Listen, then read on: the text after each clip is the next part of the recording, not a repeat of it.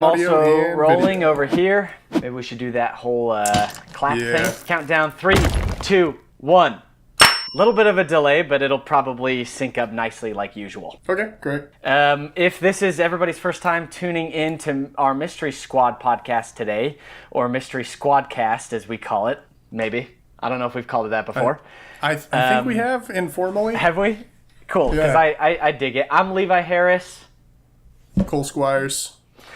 Longtime friends who have just been proponents of the spectacular and investigating the mysteries of the world and the universe and all that good stuff. And we thought that we needed a really good video on just laying out not everything about the UAP or UFO phenomena, but I should say phenomenon, if we're going to look at it as one whole thing.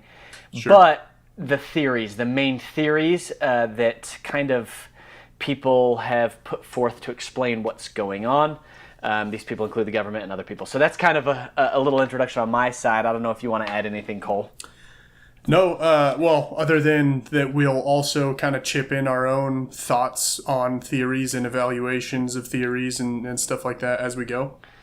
And, Amen. Yeah.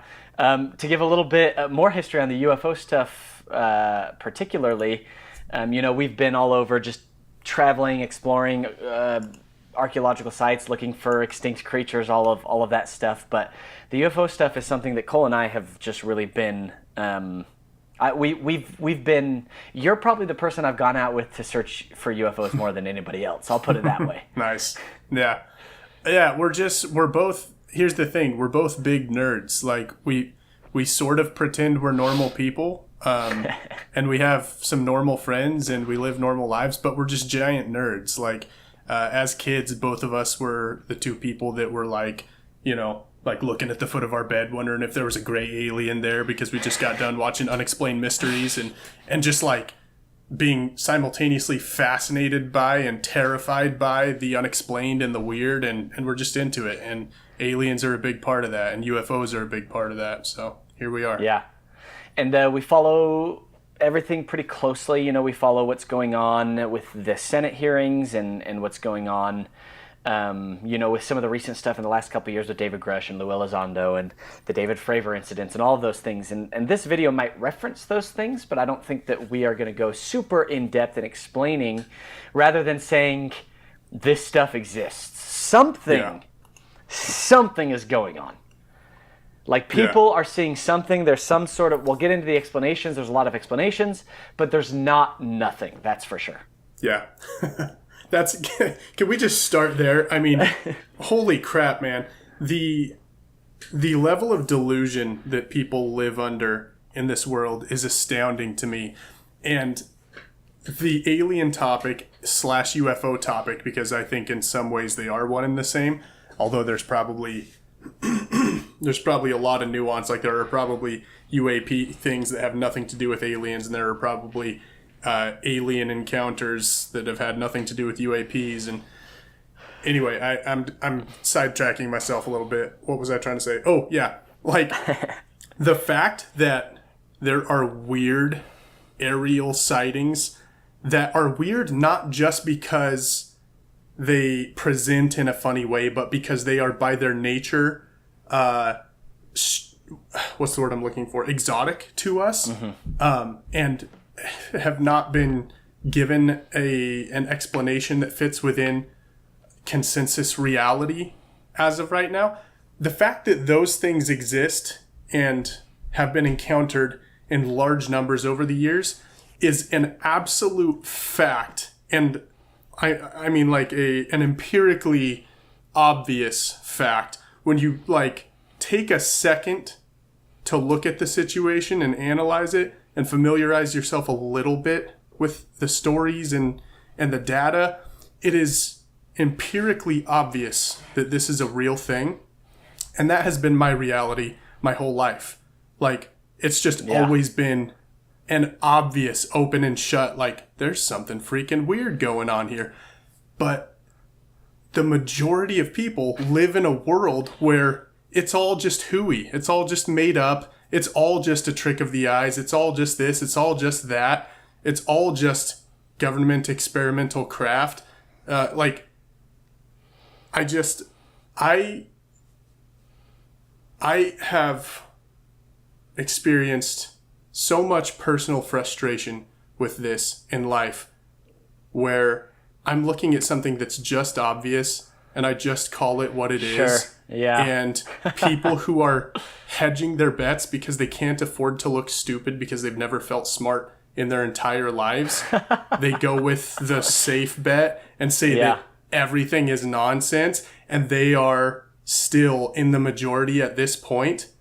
And I'm just waiting for the day when it all inverts and it just is consensus reality, this thing that's been obvious to anyone who's paying attention forever. And all those people who were naysaying are going to pretend that they all knew too. They are. And I'm just looking forward to the opportunity to call them out. That's all.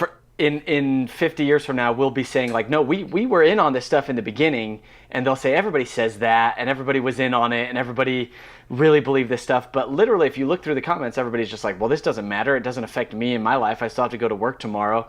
And it's so funny that something like, you know, the circus of the U.S. elections could grip everybody in such an emotional way that they were all invested, that they hated each other, they divorced their partners over it, that they, you know, destroyed long-term friendships and everything. And then when it comes to the fact that there is probably non-human intelligence that is interacting with us, they're like, well, who cares, really? And it's like, how can you not see? How can you not see that your mind has been completely molded by the media that you consume, that you've been absolutely shut off and closed off to any ounce of imagination or any ounce of logical problem solving, and that you just feed it the troughs of what the higher ups want you to consume, so that you're too busy or too afraid or too frightened or too self-conscious or too angry or too emotionally aroused all the time to actually like think for yourself. And it is kind of sad, and I don't necessarily blame people. I mean, when you know, take away people's rights, when you like push people to the extreme in poverty, when you make them stressed about their own security, why would they have time to think about the bigger picture? Why would they have time to kind of expand their mind? But in my opinion, that's exactly the times in which we should do it most, because we're also people who we've both lived in a car. We've both wondered where our next meal is coming from. When we're kind of working on a project or grinding, we know what it's like to live with that uncertainty as well. And I can like testify to my experience that like that, those are the times that you should imagine the most. Those are the times that you should search the most into the fabric of the universe and who you are and what everything means and what your life means and everything. And it's just sad to me that like these people are just so obviously subscribed to the wrong YouTube channels of reality. They buy it hook, line, and sinker. They're the little kids that just watch Mr. Beast videos all day long, but that's their reality. When in like there are books to read, there's information out there. Like I can't count how many people were just actually surprised and doubtful that the UAP hearings were going on in the government. They're like, when I brought it up, oh, no. Like, the government's actually investigating this stuff right now for real. And they're like, well, no, like, they're not. And it's like, no, you've been conditioned to believe that way. And partially that's because of, like, intentional misinformation through Project Blue Book, which is a real thing, which we actually have all the documents about. The government literally made UFOs a silly thing to talk about and would discredit you if you really believed in them through most of the 20th century. That's real. And not in a reactionary way. Not at all. They built this from the ground up, this preemptive, if anything, line of attack. Yeah. Totally. And it's just funny that, like, okay, that is still sticking around so much that people think it's silly, but it's like, man, all you really have to do is open your eyes. It's all over. And I'm actually thankful for all the content on TikTok and the content that's coming out where people are talking about this, because the algorithm has kind of freed us from, in some ways it's you know, enslaved us to certain things. It's enslaved us to dopamine feedback loops. It's enslaved us to our primal urges. But thankfully, one of those primal urges is wanting to know what the unknown is, because that unknown could be dangerous and we want to protect ourselves. And so that has been kind of the silver lining in all of this, is that like there's a lot of content that's getting a lot of traction with mixed information, but it's at least exposing people to the fact that it's like, well, even if you don't take it seriously, the United States government is taking this extremely seriously. Say what you want about why or how or whatever, But no one can deny that they are taking it extremely seriously. And there's some major concerns, including trillions of dollars that are unaccounted for in our defense spending, which is just its own whole issue. There are just there's a lot of corporate meddlings with a lot of these military contractors that have a lot of oversight into things which we don't have oversight in as a government. And I say that because like the House of Representatives and like the United States government, our elected officials, that's us. That is our representation. Yeah. That's who we are. So when I say like the Senate hearings, these people are testifying in front of Congress. When you say stuff like that, it means that we want to know. Our senators want to know. Our representatives want to know because that's who represents us. Who doesn't represent us is the United States military-industrial complex. That is a different thing. That is a coalition of a whole bunch of compartmentalized programs and private businesses and contractors and a lot of stuff going on that it's not one thing either, but it's certainly not us. It's some people. But it's kind of its separate entity. It's like a business in and of itself. And so I think that that's important to know is this like Congress is us. We are investigating these things through our elected officials who are finally taking it seriously. And they really are taking it seriously. We had our first kind of big Senate hearing with David Grush a year ago. Slightly over a year. I can't remember exactly. Yeah, I think it was over a year, And Grush was probably the most legitimate person to come out as a UFO whistleblower that you could possibly imagine. Like this guy was special operations. He's in the United States military. He's, working within intelligence agencies. He's part of essentially every single intelligence operation that has happened in the last like 10 or 15 years. And so like this is a guy that's connected. And I would say just to add to the legitimacy that you're talking about, he is probably one of the people on whom it would have been the most difficult to pull a disinformation stunt if you were one of these deep state or defense contractor, black budgeted entities, because his information did not come from a silo. His information did not come from the top down. It didn't come from one place. It came from in terms of documented information, it came from at least 40 distinct places. And this is information that was compiled by him. And what he was able to testify on was simply the assemblage of this information. Yeah. So he wasn't the target of, a focused disinformation attack. That would have been nearly impossible for him to have built a cohesive picture out of these 40 data points. If that was ongoing, there would have been stuff that didn't add into that picture. And anyway, I think he's one of the most credible because his information would have been the hardest to corrupt. Absolutely. If that makes sense. David Grush is kind of the whistleblower, the source on this stuff that I'm most confident in. David Fravor as well, who isn't a whistleblower. He's just a pilot that had his own experience, if you haven't heard of him. Lou Elizondo is also somebody who I'm interested in what he says. I feel like Lou is a little bit more, would be more prone to the misinformation. So I kind of take what he says as like a mix of stuff.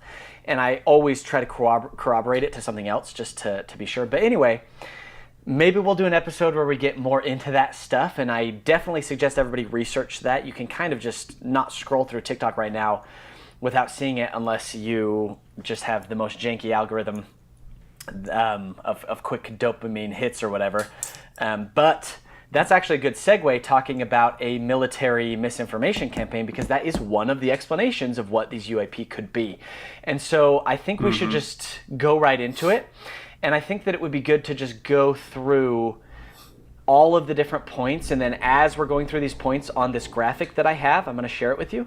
And on this graphic, it kind of has it separated into categories, and then we can jump off of there if we are going to go more into some of these other stuff, combine other categories, look at it. But a military misinformation campaign is certainly a plausible explanation of this stuff. And the spoiler at the end is like, it is likely a combination of some of these things. It's likely not one of these things at all.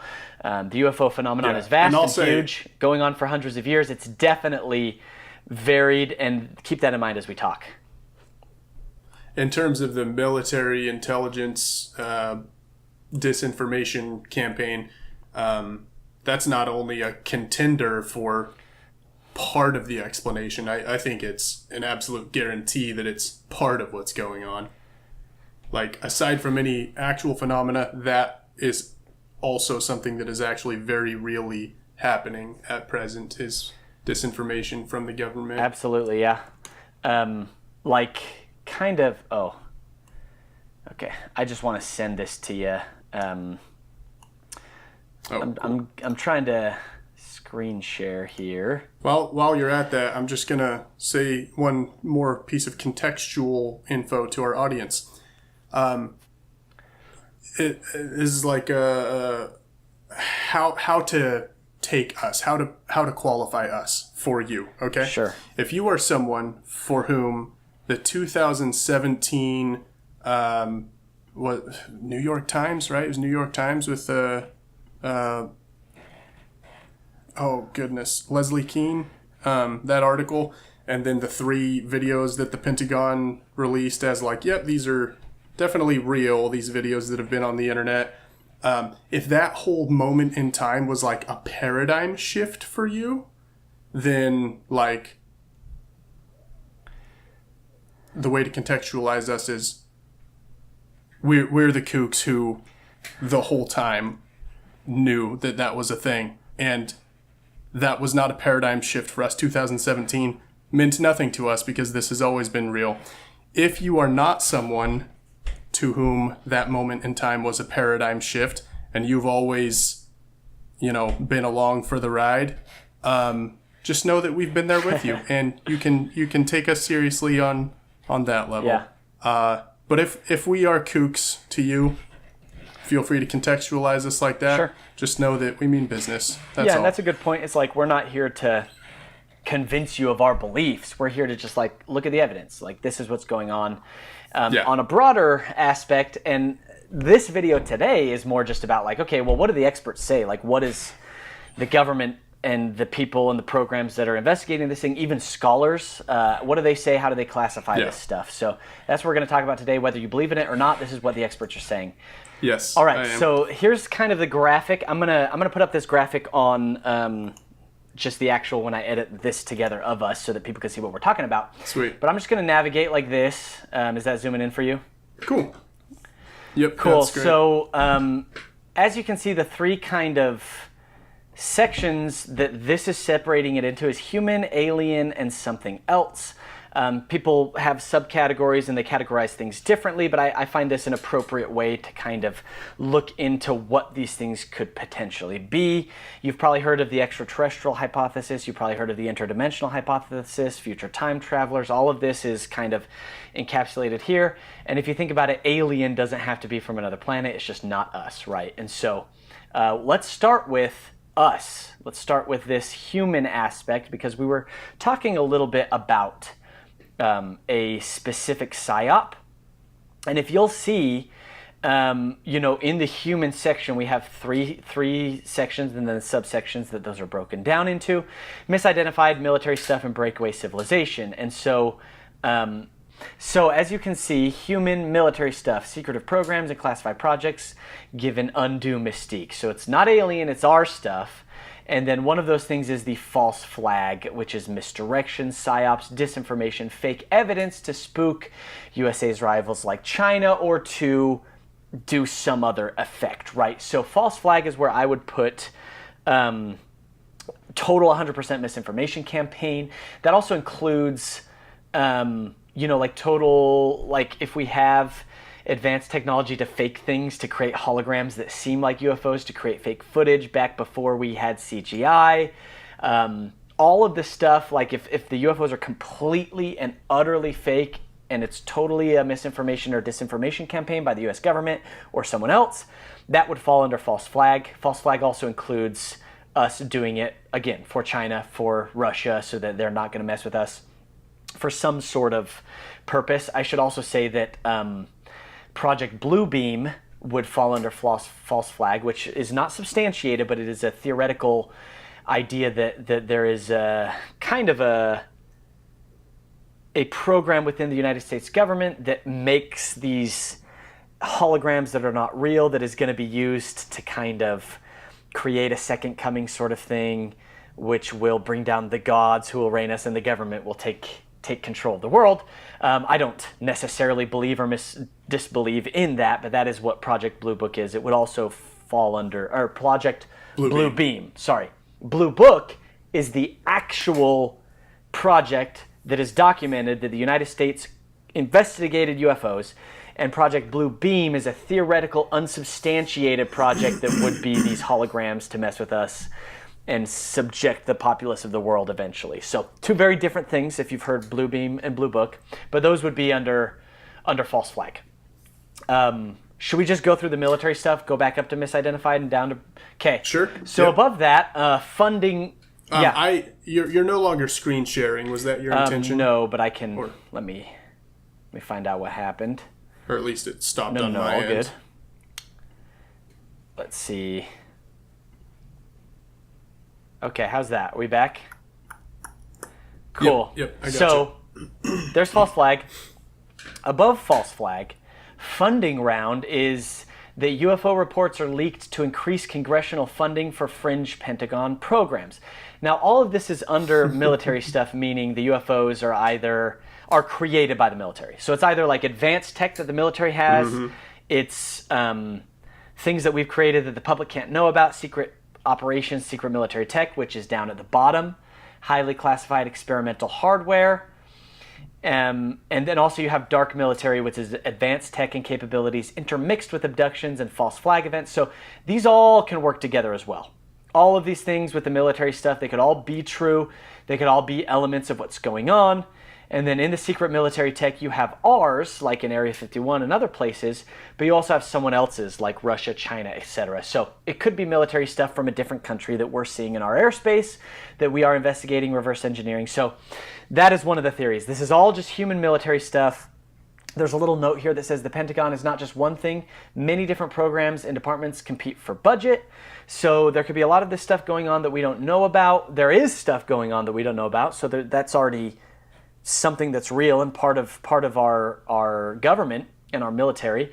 I don't find this sufficient to explain everything because the best military equipment we have will break apart under 17 Gs of force, and these things have been recorded and substantiated, going over 400, and now Lou Elizondo has stated over 4,000 Gs, which would completely destroy any structure that we know of any material that we have discovered in the universe. Therefore, it would have to be a new and undiscovered technology along the lines of gravity manipulation or space-time manipulation of that sort. But again, these theories are that it's ours, that we've created it or another government has created it, and that's where it comes from, which is definitely part of it. You'll see in some of the later theories that some of those are that we have made contact and have reverse engineered this stuff. So some of the UFOs are authentic, natural ones, and some are the ones that we've created. So again, there are a lot of combinations between this stuff. But I think it's important to just finish out the human side before that. So I don't know, is there anything you'd like to add to the military stuff? Yeah, just on the obvious historical example side, the SR-71 was not something that was acknowledged by the Air Force or the government for I think a straight decade of active operation, and it was responsible for some UFO sightings. Am I thinking of the right thing when I say the U-2 bomber? What does a U-2 bomber look like? I think that might have also been. I mean, that's very real. Nope, I'm not thinking of the U-2. I'm thinking of that. Hold on. Cool. And while you're doing that, I'll just say it makes total sense that we wouldn't want to know, we wouldn't want our enemies to know what we have and the technologies and capabilities that we have, or we would want to overestimate those things to kind of scare them like they were saying. But either way, aliens is a good cover for that sort of thing. That should be said. What's that one, that stealth the triangle bomber thing that's yeah, you know what I'm talking about? It's like this guy? real B2. Oh yeah, it comes up if I just type in B2? stealth bomber. Yeah. B2. Yep. Is that what I'll it put is? up a picture of it. Thank you. Yeah, so the B2 was another one that was unacknowledged for a long time and was responsible for some UFO sightings. So like this definitely happens. We definitely have military apparatus in play at any given time that is not something that is acknowledged to exist, and will account for some percentage of UFO I want to point out sightings. that stealth bomber, the B-2, was released in 1988. Think about how cars looked in the 80s. Think about all of our technology in the 80s. If the military had that in the 80s, think of what they have now. Again, lending a lot of credence to this sort of stuff. Doesn't quite explain the 400 plus G's of force, but I'm totally open for it being completely and utterly the United States military. I don't think it gets a little problematic when we're talking about David Grush's testimony of biologics, of non-human intelligence, of those sorts of things that are really hard to deny. But it should be said, military stuff is for sure a part of it. Whether it's all of it, we don't know. We can't say for sure. So that is the military stuff section of that it's human, that the UFOs are human, which I think that pretty much covers it well. Going back to kind of the most prosaic explanations, misidentified, misperceived, and misinterpreted man-made objects, that happens all the time. In fact, probably the majority of UFO sightings are misidentified things. Now, what's interesting is that a lot of them, there's a wealth of unexplainable, not just unexplained, but unexplainable sightings, including sightings that have been caught by vetted sources, by the U.S. military itself. The Pentagon released the videos of this, and they had sensor data, radar data, visual data. There's a wealth of that out there. But the average person, if you were just to take in 100% of all UFO sightings of everyone on the planet, the majority would be misidentifications. This happens for aircraft, balloons, drones, aircraft, rockets, missiles, satellites, SpaceX, whether it's launching into the atmosphere, or whether it's its satellites, Starlink, that is often thought of as a UFO. Also, aircraft that's coming straight at you, looks like it's hovering in one place and it's not moving and often isn't blinking. So that sort of stuff is real, and that definitely is a big part of just kind of your parochial, normal, everyday human being UFO experiences. Now, that doesn't explain a lot of the stuff and videos that have come out that are unsubstantiated as well, because those will often match the military stuff, and that's very interesting to note. But that cannot be denied. That happens. Yep, totally. The other thing in misidentification is just sensor errors, right? So nothing's even there. It's just a camera defect. Also, sorry. Now both of your videos are gone. I don't know if this is my internet or what, but... Also, I can send you... Should I just send you this link? That might be easier. Sure. Oh, yeah, that's great. So we can just both follow along. So I'll just email you. That's cool. Technical difficulties, people. We apologize for this, but it'll be worth it. I make no apologies. Let me know when you've got that. Bro, this is loading like a picture on dial-up internet. It's like... That's hilarious, dude. You just dated both of us, because our kids are never going to believe that to access the internet back in the day, you had to kill a robot. And if you picked up the phone, you could listen to its dying screams as it came up, and that everything would load that slow. Honestly, how strange is that we were there at the beginning of internet? Like we know, and we're not that we're old, older but than we the know internet. what it was like to not have internet in the home. No, yeah. But it is now so indispensable, so ubiquitous, that it feels like it's been around forever, and it just hasn't. Yeah, amen to that. That's some strange stuff, and I remember when you had to, like, if you were going to download a song, you had to just download it. You'd come back and from leave and go do school something and else because wait it would for take that long. LimeWire to be done downloading your illegal stuff. Yep. You know what, though? That's interesting, too, because we'll get into this later, but a lot of the theories about some of the technologies that were reverse engineered, one of the claims is that the internet is something that we discovered through reverse engineering technology, and I think that there's a pretty good, like, paper trail for how the internet came to be, but we'll talk about some of the technologies that, like, people have claimed came from UFOs. That's interesting. So, did your picture come through, Cole? Sweet. So to finish out the misidentification, which is really important to note, sensor errors are just full-on camera defects, radar malfunctions, optical illusions like the Fata Morgana, mirages, stuff like that. Absolutely 100% happens. I guess Fata Morgana is more like maybe rare atmospherics that we'll talk about later, but sensor errors are like on our end, we just actually didn't see with the equipment that we had or with our own eyes, something went wrong. And this happens cameras a lot of times, like if you zoom in, the light will be oscillating in colors and it's not oscillating in colors in real life. That's just your camera sensor when you zoom in. That's how an iPhone camera sensor kind of picks up light when you zoom it in a lot. So not saying you couldn't be capturing a real UFO, it's just that maybe certainly those lights aren't coming from reality, they're coming from the hardware of your phone. So sensor errors are also extremely important. I'm trying to think of any on sensor errors final thoughts on that? Have you ever had a personal experience with that? Like, is there something we can draw from our personal lives that was like, oh, and that ended up being a sensor error? Just for illustration's sake.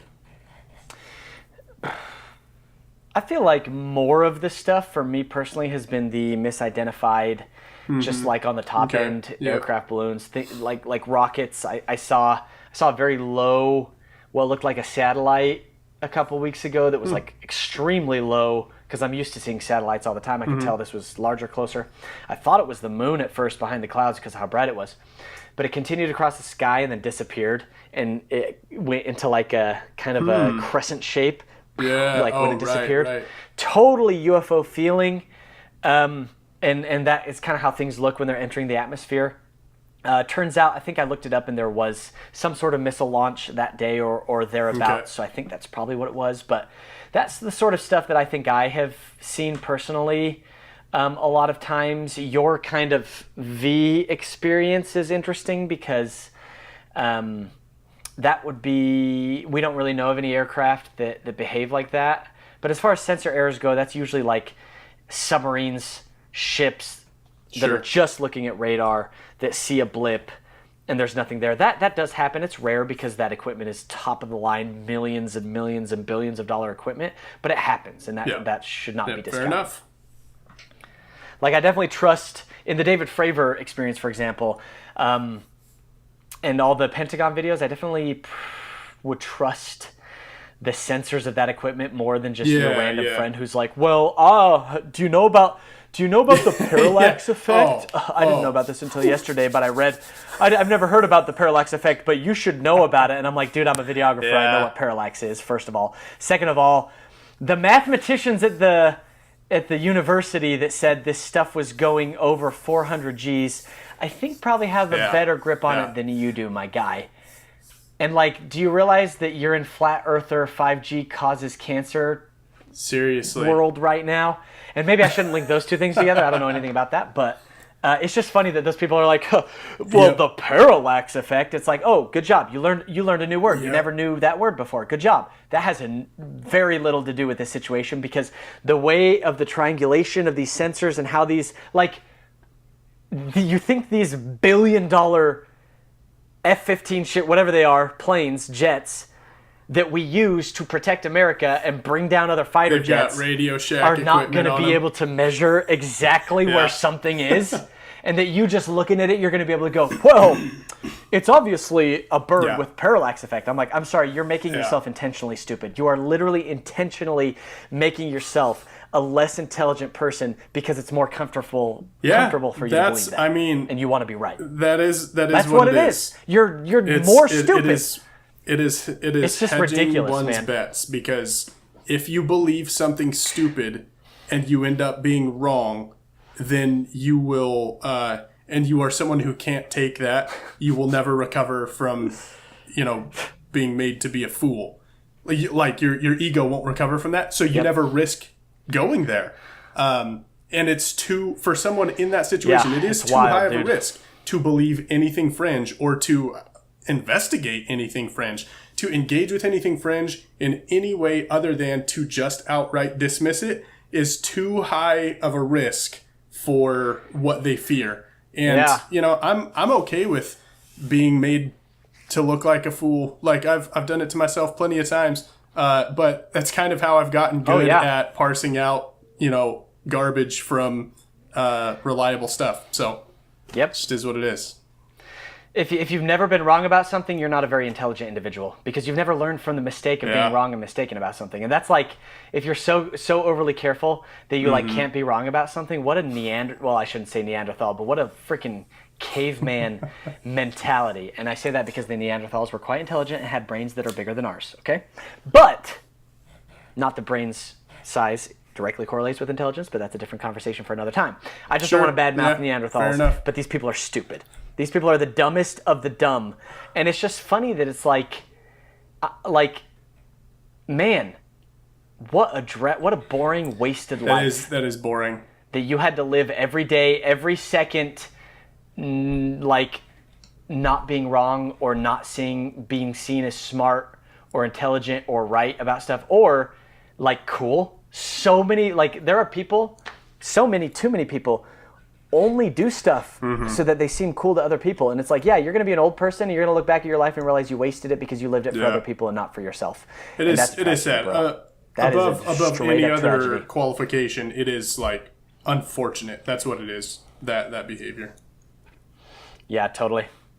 But again, on the side, because we are giving a totally balanced and thorough look into it, it is correct to say that the studies have shown that most UFO sightings, if you take 100% of them, are misidentifications. I think they have done multiple studies in multiple universities about that, but that is not true for more interesting, compelling, and vetted sightings like those among the U.S. military. If you take just those sightings, the misidentification goes to virtually zero, because these are people who just have David Fravor flying in his jet, being trained for years and years, is literally an expert. It is his trade to identify things, to understand things, to identify threats and neutralize those threats, and to conduct these sort of exercises. He is the kind of person that is going to know if something is strange. Totally. And you know what I mean? It is no small thing that for example, in all three of the video releases again, these were videos that were already had on the internet. And in 2017, the Pentagon came along and went, yes, those three videos are recorded under official, military exercises. Like, those are real. Exactly. They owned them.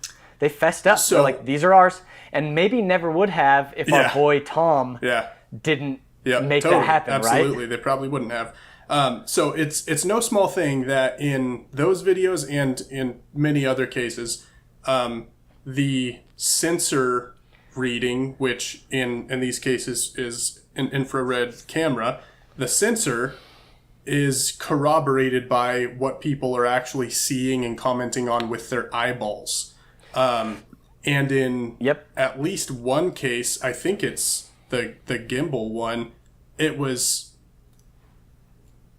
seen with the eye, seen on infrared, and it was pinged on radar. So military sightings in particular are very interesting because it's never one data point. It's always oh goodness, words are failing me. It's an intersection of data points always. It's almost always at least two things. So you're seeing the video and you're looking for ways to debunk the video, and it's like, yeah, that's all you have, but that's not all that was had. The person that was there saw it on 2 or 3 readouts, including their own eyeballs. And that's important. And people the knee-jerk reaction to that is, oh, well, they can't prove that. We don't have that. It's like, okay, but no, maybe it can't be proven to a judicial standard, but you're gonna look at me and tell me that with whatever intuition, whatever reasoning you can muster, you're gonna look at me and tell me that you think David Fravor is just bullshitting you. He's telling you what he experienced, and that's what people need to get better at, is reading the situation, the likelihood of deception. And people want to take anything that is eyewitness testimony and automatically categorize it as unreliable. And it's like, no, that's not how the real world works. some eyewitness testimony is unreliable and other eyewitness testimony is reliable. And you just got to be able to know the difference. Specifically, trained professional observers have extremely reliable eyewitness testimony. And even then, he's not the only one. If it was just David Fravor, yes, there would be healthy skepticism that we would kind of afford more of that. But the fact that it's like David Grush has 40 David Fravors. David Grush presented 40 David Fravors to Congress, and Congress is like, well, we want to have another one of these because this is compelling evidence. This is really important stuff. And I was just kind of thinking about, like, a good example is, like, in 50 years from now, there will probably be people who deny that 9/11 even happened. They'll be like, oh, 9/11 was a psyop. And it's like, just because enough time has passed, and maybe not 50 years, but when the last person that, like, was in New York that saw it with their own eyes or whatever dies, they'll be like, oh, I mean, people are literally, like, denying the Holocaust and, like, all of these things where it's like, okay, sure, there are discrepancies in history, that's true. But, like, you and I were there when 9/11 happened. I remember it clearly.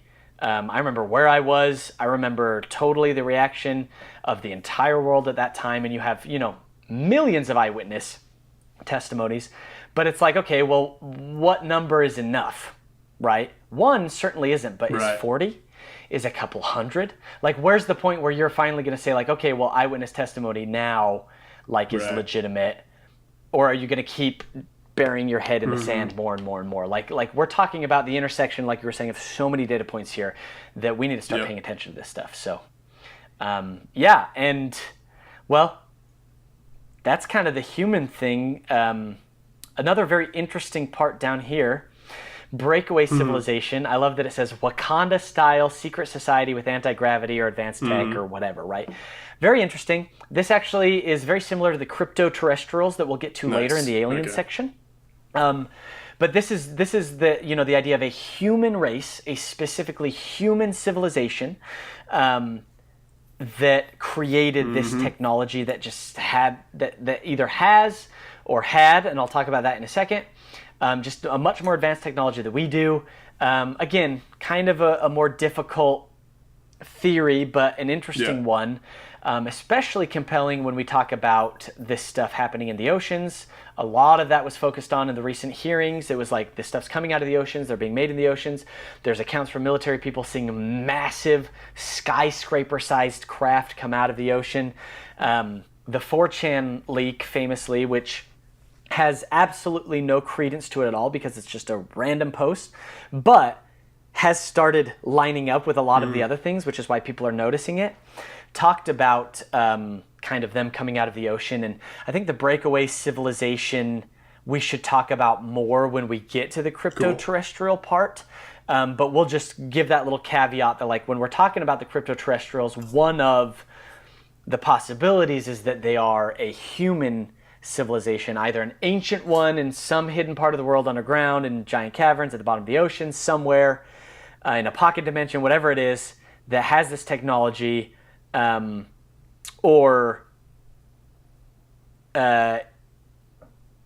Sorry, my brain just like quit on that. You're good, bro. But anyway, it's I was just gonna say, which should not totally be discounted, because as we talk about a lot, and we could go into this because Cole and I have had this conversation, humans have existed for almost 1 million years. We used to think it was only 200,000, then we thought it was 300,000. Now we found 800,000 plus human remains of humans that are basically biologically identical. I want to qualify that. That's so it's not remains that pushed the date back. Still, our oldest remains that were like, these are Homo sapiens, is about 300,000 years old. So that's consensus. Consensus is we've been around for 300,000 years. There is basically doing a genetic timeline, like somehow regressing the timeline of the DNA. Some people have come up with an estimate of like 900,000 years. So that's where that comes That's great. from. And honestly, that seems... I'm glad you chimed in. That seems more likely to me than 300,000 years old, because it's like, what? We found the oldest anatomically modern human in the ground. They fossilized and we found them. The oldest one we found is never going to be the oldest that exists. So certainly we've been around for longer than 300, and the idea of us being around for, in this form for 1 million years, like, it does not stun me like that. I think that's very possible. I appreciate you chiming in. You're the one that actually told me, cool. and I knew the date was there, but I didn't know what it was. But we have digitized the entire human genome, and the fact that they're saying, well, this looks like it came to be around a million years ago, whether it's 300,000 years or 1 million years, that's deep, deep time, and deep time as a fully formed, like, human brain, human body, human intelligence, human tool-making ability. To think that there was never an advanced civilization, and again, like, we can talk about this more in one of our other episodes about kind of older advanced civilizations that lived on the Earth, and I'm kind of a little less, well, I used to lean a little less towards them being more advanced than us in the past, because I feel like there would be more just evidence of that, but it should be noted that basically, like, it would take several million years is all for our entire civilization to be wiped off. Like, if all humans died right now, literally in 5 million years, there'd be no record of us on the face of the Earth. You could only know we were here by a tiny thin layer, because we've been around for barely a blink of an eye in the history of the Earth, a tiny layer of slightly more fossil fuels and plastic, maybe some nuclear waste if you're lucky to find it. And honestly, they paleontologists say about 1 in a billion bones fossilizes. It's very rare to fossilize a bone. So in billions of years from now, there would be about they think there's been about 120 billion humans. There's 8 billion on Earth right now, 120 that have ever lived, and so there would be 120 full human skeletons worth of fossilized bones scattered around the face of the Earth. How interesting. You would never find one. You would never find one of those. And it's very likely that if we went extinct today, there could be a full-fledged civilization a billion or so years from now who would have no idea we ever existed. We'd be the Silurians. No, not a single piece of evidence. Especially because, like, where our nuclear waste was could be at the bottom of the ocean because of the movement of the tectonic plates and all of that stuff. So, Now that's kind of getting to the cryptoterrestrials even deeper millions of years, makes it much more likely that there was an advanced civilization that evolved intelligence that we wouldn't be able to pick up on. In the last 300,000 years, it makes it a little more likely that we would find something from them, right? But it is kind of ridiculous to assume that in 300,000 years civilization only happened once, because it's like, there have been ice ages over and over again. There have been droughts over and over again. Virtually any condition that anthropologists say, oh, this is why civilization happened, because all of these things have intersected dozens of times in the last 300,000 years. And so it's basically a certainty that civilization of some sort has occurred several times in the last couple 100,000 years. And did one of those create something that eventually gave rise to the UFO phenomenon? Who knows? There are different types of technology other than the ones we have discovered. Maybe there's mental, psychic, other types of energies, dark matter, dark energy. Who knows? The other civilizations discovered, maybe they didn't discover nuclear power, but did discover anti-gravity. All of that's up for interpretation. But whether you believe it or not, the Breakaway Civilization is one of those theories, and I think a legitimate one. You know who broke my brain about the idea of ancient farming and cultivation was Landon, because one of the things that has long been considered a necessity for civilization to begin is people mastering farming. What's the agriculture? That's the word I'm looking for. Agriculture, learning to plant so that they can stay in place and they can build houses and they can specialize and they can trade with each other and all that, and they don't have to live light. And so anyway, that's long been considered like a prerequisite for civilization, and we apparently didn't have civilization for, let's say, 300,000 years or so because no one had figured out farming yet. Landon one time was like, because typically hunter-gatherers, they have a beat, they go here during this season, here during this season, here during, Landon one time was like, do you think that nobody for 300,000 years, nobody once went, oh, you know where we've been throwing our apple pits or whatever? Have you noticed that there's a bunch of trees growing there this year? Like, no one ever noticed by accident that, like, you can grow things. Like, it would be impossible for some understanding of cultivation, of agriculture, even if no one pursued it en masse, it would be impossible for no understanding of how to utilize that to have developed in 300,000 years. Because even if you were the village idiot, in the course of a lifetime, a single human lifetime, you would have noticed what happens where the seeds end up falling, or where the community crap pile is that stuff starts sprouting out of it. Like, you would notice by accident. So don't even try to tell me that agriculture didn't exist before 10,000 years ago or whatever. It has probably existed intermittently many times and only punctuated by cataclysms, as we've talked about before. Yep. It's just, it doesn't stand a test of reason, of scrutiny, to suggest that it has never existed before. I say literally impossible. Yeah. A statistical impossibility, essentially. Like I know that people like to say, well, there's no evidence for it. And it's like, sure, you have to ask yourself, would there be evidence for it? Which is probably no, because it does not last that long. But the statistical inevitability of that is just like, that should not be discounted. Yeah. So whether or not those have anything to do with UFOs, there certainly were advanced civilizations to the point of, like, at least seafaring, at least, you know, the civilizations we see that start around 3500 BC in Mesopotamia, in Egypt, and all over the world. And we should do a whole video about that, because there's tons of stuff to talk about. But keep that in mind, because that stuff will come back. I think we're ready to move on down to the alien section. What about, what do you think? Bring it. Let's do it. So there'll be a lot of, like, our own, okay, well, this kind of is more connected to this thing and that thing, and it doesn't matter. We're just using this as a framework. But we'll just start at the top, because that's what most people think, because that's what Project Blue Book kind of conditioned us to think, and science fiction conditioned us to think, and maybe those two are related even, I don't know. But it's the extraterrestrials, visitors from worlds far beyond our solar system, which is actually talking about statistics and talking about statistical inevitability and statistical likelihoods. There are, for every grain of sand on Earth, 1 billion planets in the observable universe. Wow. And remember, the observable universe is not the universe. It's just how much we can see. Yeah. It's not everything that there is. For every grain of sand on Earth, there are 1 billion worlds in our universe. That's crazy. Like, that is, just to put it in perspective, a whole lot of freaking planets.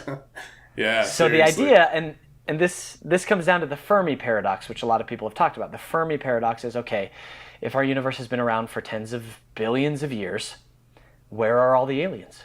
There's so many worlds. And it's kind of difficult, because we only have one data point for life, which is Earth. We might have multiple data points for life. Soon we're going to Europa. We're seeing some interesting stuff on Venus and Mars, but we only have the one data point. We don't know how life originated on Earth. We don't know how life originates. We don't know how life could theoretically originate. So it's hard to say, well, how likely is it? There's no way to know.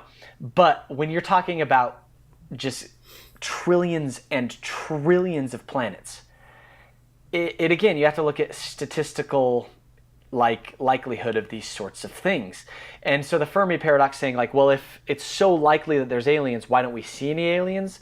We also have to remember we're seeing parts of the universe 13 billion years ago, not how they are now. True. 4 billion years ago, 3 million years ago, not how they are now. And so it does make sense, and there's a lot of explanations for the Fermi paradox we could get into, but it should just be noted, they could definitely, UFOs, at the end of the day, could absolutely, definitely be extraterrestrial aliens. Totally. Hands down. And I won't get too sidetracked on this, but as an example of like, you know, the where are all the aliens thing, like as an example of why that absence of evidence does not equate to evidence of absence, is like we just, as in like within the last, I guess, 6 years or so, we just discovered a system that is only 40 light years from here, or in other words, like in our backyard, we discovered a system that has 7 rocky, roughly Earth-sized planets in its orbit, and at least 3 of them within what would be considered the habitable zone of that star. The Goldilocks zone? Exactly.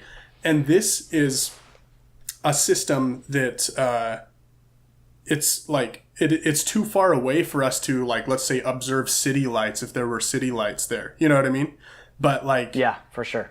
It has existed very nearby us, harboring what might be conditions appropriate for life.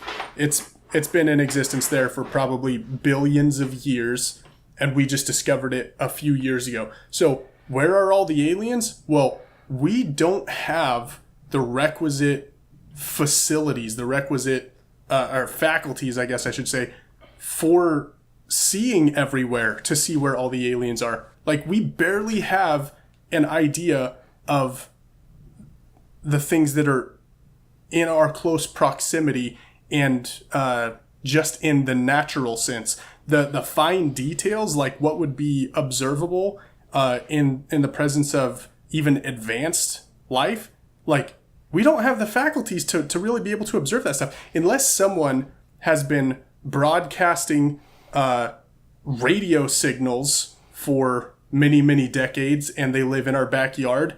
Like, short of that, we're not going to have any clue that there are aliens there. I guess, unless they come visit us. That's the other thing. You know what I mean? Like, the things that we can read from here are so few and are not a comprehensive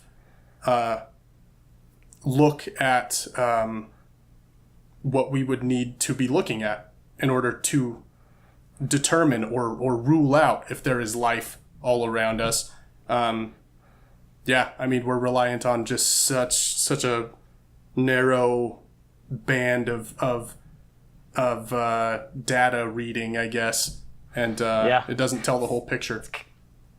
It's kind of like being at the top of a mountain in the Amazon with some binoculars and saying, well, I don't see any people. I must be the only one on Earth. Totally. That's kind of what we're doing. Yeah, it's like... That's kind of what we're doing. And the radio signals would be smoke. You know, if you can see smoke or something like that, you'd know they're humans over there. But it's like, if there's no one within 100 miles of you that built a fire, like, you're not going to see smoke. That's a perfect analogy, Levi. That is exactly what it is that we're doing when looking out into space. And there could be a tribe right at the bottom of the mountain that just lives in the trees down there that doesn't make fire. Sure. Yeah. Yep. You know what I mean? Mm-hmm. And that's something that we need to just remember, that it's like aliens could be right next door. There's actually, we like to think, oh, well, NASA would know if there's aliens out there. And it's like, well, maybe. Literally, we made a new telescope in the last couple of years, and it changed some of the fundamental things we believed about reality. Yeah, totally. Not just the universe, reality. Like, it just because we could see a little bit more and further, it actually changed some of the theories, upset some of the theories that we had about how reality works. Sure. And we're having to rewrite some of those. And so, yes, we are very much at the top of the mountain in the middle of the Amazon with binoculars, thinking we're the only ones in existence. And I think that it's just very much now, what a lot of people will say is like, okay, well, obviously then, if for sure there's life in the universe, they would never make it to Earth. It's way too far. And I think the only thing I would say to that is, like, sure, if they're using traditional propulsion methods, if they're using traditional, like, hard technology as we know it, but that's not how reality works. We know that reality works on multiple dimensions. We know that reality works, like, quantum entanglement shows that there are connections, there are routes through traditional space-time in ways that we don't understand, and conceiving that there's a technology that can exploit that very real, like, aspect of reality is not very far-fetched at all, especially when we've seen these things acting in a way that we don't understand according to any of our technologies. Like, they already don't obey the laws of physics as we understand them. So why would you think they're bound? Yeah. They're bound by the laws of physics in other ways. So definitely 100%, the extraterrestrial hypothesis is not just possible, but in my opinion, very likely. It's not necessarily my number one theory, but I definitely think it could be part of the big picture for sure. Yeah, I'm convinced that it is part of what we're seeing, and I think it's one of the elements of what we're seeing that we've been seeing the longest.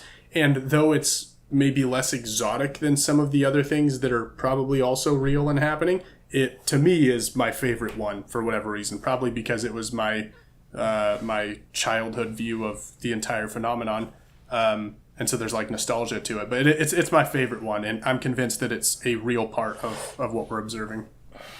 Well, yeah, and you have to admit that has been the one that is stuck in our collective unconscious a lot. Like us as a society, that one has stuck the most. We're starting to move into other stuff, but that's a good litmus test as well. Is that has been prominent. So amongst the extraterrestrials, there are a couple of theories, and this is kind of like less theories of what UFOs could be and just kind of like points, which is the X-Files one, right? I'm so we glad already to made see contact with them. That branded X right there. This I just started rewatching X-Files this week. Dude! No, this you didn't. week, No, you didn't. I started rewatching it. No. I'm totally serious. McKinley came down, and we were hanging out this week, and we were looking for a show, and she brought up X-Files, and I'm like, "You've never seen X-Files? We watched the pilot, dude."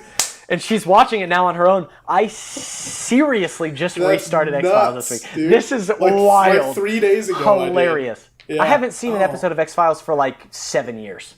Same. I haven't watched it Maybe in like a long decade. time. Bro, that's nuts. What? Were we talking about something that led us both that way a couple days ago or something? Like it wasn't even me. I didn't even bring it up. She brought up X-Files. Oh, that's so great. No, I just, dude, very weird. for some reason, the feeling that show brings.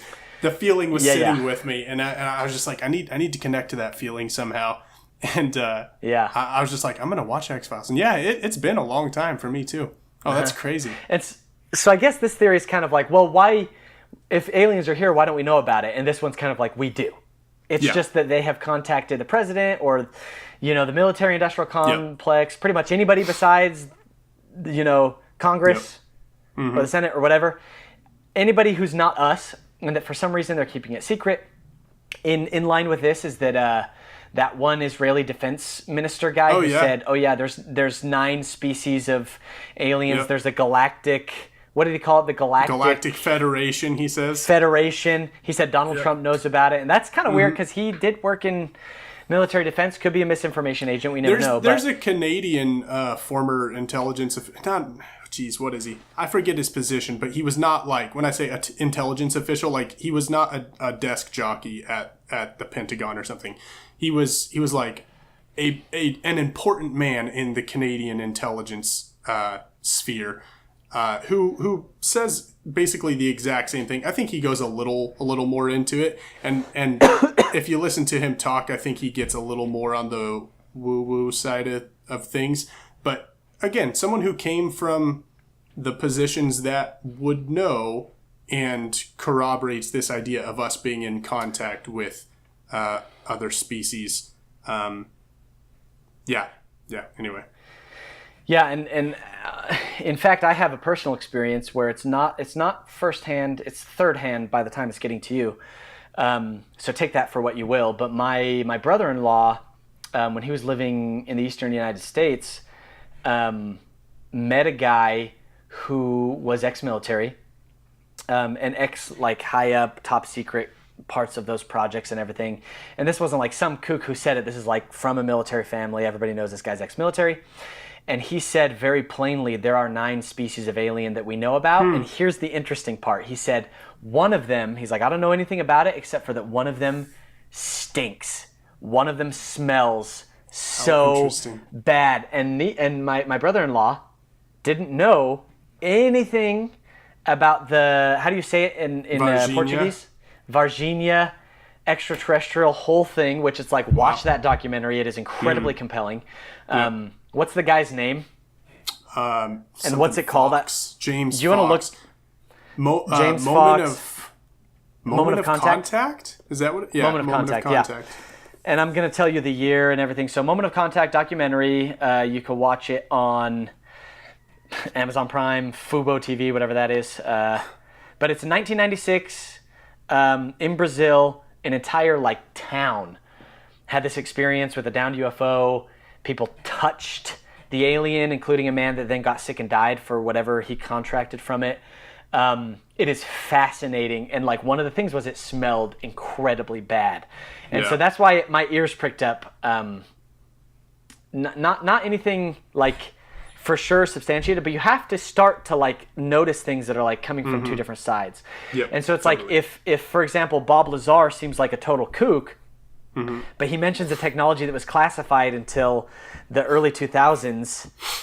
You have to take notice of that. You're like, how did he know about classified technology? There's maybe a lot of ways, but you can't deny that he knew about classified technology. Right. Like the hand scanner thing that Bob Lazar talked about for years and years and years since the 80s. An early kind of crude form of biometrics, but that was totally very much in use by it was the defense. It was how they scanned into rooms. It would measure the bones in the hand, shine a light through them. And this was a technology that sounded super sci-fi. And when Bob Lazar was on the news, he talked about it. And then years and years and years later, it comes out that was an actual piece of technology used inside of facilities in military bases. And so he knew about it. And so my whole thing with Bob Lazar is he says too many things to be fully, completely not taken seriously. He didn't make it all up. Whether it's total misinformation, disinformation campaign, whether he saw some things and then was told to say other things, which I find unlikely because he hates those people. Or if he is kind of the front guy who's relating the story of someone else who experienced it, but is giving it from the first hand to protect the identity of this person, that's also possible. He knows some stuff. I'm not saying everything that he did or said is legit, but he knows some stuff about this. So, and we're seeing everything that comes out is vindicating the stuff that he said. Everything that is happening, even if you're weird about element 115, which is the element he said they used as fuel for the UFOs, which wasn't even created at the time and then later was created but not in a stable form. You could predict that. You could predict, you look at the periodic table of elements, you predict we're always going to push it up and synthesize the 100%. Highest, heaviest element we can. Yeah. So parts of his story, for sure, you gotta just look at it skeptically, or I should say, look at it honestly, because skeptic means something else nowadays. It seems to mean intent to disprove rather than intent to explore, which is frustrating. Anybody who calls themselves a skeptic isn't actually looking for the truth. They're looking to be right about something and to disprove something. Which, disprove stuff that's not right, but do it by searching for the truth, not for undermining something. It's childish. But anyway, X-Files top secret arrangement. We've already talked to the UFOs. Maybe the military has sort of a deal with them. We've reverse engineered their technology. I want to add to that real quick. The idea that the government has kept it under wraps doesn't have to be dependent on something the aliens approached them and that's why us layfolk have never heard from them. If you ask me, from what I can tell, basically anyone who actually goes looking, anyone who makes a concerted effort, comes into contact in one form or another with information about these things or has actual sightings in the sky of strange things. And so I think it's as simple as the government went looking. And maybe something happened first, maybe, for example, the Roswell crash or crashes. Maybe that fell into, the military's lap when they weren't looking for anything exotic. Or, maybe not. Maybe they already had as part of their program, look for, signs of alien visitation. And so then they were the first to pounce on it. My point is that for the secrecy to be maintained does not depend upon the alien visitors being complicit in any form, if you ask me. I think it's as simple as the information is available and the experiences are available. And it seems like the people who go looking for it come into contact in one form or another. more often than not, they come into contact with the information and corroboration and whatnot. And it's just that the government has made the most comprehensive and unrelenting effort in that regard in going looking for it. And most of us are just not bothering with that. We're just living our lives. So of course we don't know anything about it because we're not seeking it out. So I think the secrecy is probably more than likely one-sided. If there are alien entities in contact with world governments, I think the secrecy is only on behalf of the governments, and they are the ones telling their citizens, misdirecting their citizens, and all this. And as so long as someone doesn't go out spending their lives looking, then nothing's ever going to be trespassed, and it works. That's a good point. Often the crashes and the retrieval of the crashes that are like pretty substantiated by government stuff, David Grush, Lou Elizondo, they're called donations sometimes. And so you have to, like, when people think about, well, if they're super advanced, why do they crash? And it's like, well, maybe it's on purpose. Maybe they're trying to give us bit by bit for some sort of reason, technological elements, biological elements, who knows, technologies. So the idea with this one is that they have made contact with us and for some reason haven't revealed themselves, which would make sense. Like if people are like, well, why wouldn't the government tell us? There's different theories of different levels of veracity, in my opinion. The idea that it's like, well, if aliens are real, no one will believe in religion anymore. And the United States as a Christian country is of the weakest because people that are actually religious, like, usually have no problems with aliens existing. That seems to be a very outside perspective, like kind of an atheistic perspective of like, well, this is going to destroy your religion if aliens are real. And usually it's quite the opposite. It's usually the kind of more narrow worldviews that are upset, and you can have a very narrow religious worldview, you can have a very narrow atheistic worldview. Both of those are pretty religious in my opinion, depending on your definition of the word. But anyway, so there could be a lot of reasons why we're not supposed to talk about the aliens, which is why, like, when everyone's like, oh, this new president's finally going to reveal this stuff about aliens, and then they don't. Well, it could be as easy as the aliens saying, okay, well, if you tell people about us, we have to take command of the planet, and we're going to run everything. And a lot of special interest groups would not like that because they wouldn't make a lot of money. They would be living in a society where they don't have as much power or control, and that would make sense that they don't want to do it. Or it could be as simple as, if you tell people about us, we'll have to neutralize the planet because we're not ready for it yet. Any of that is a possibility, and any of that would be enough reason for the government to be like, okay, well, we're not going to tell people about it.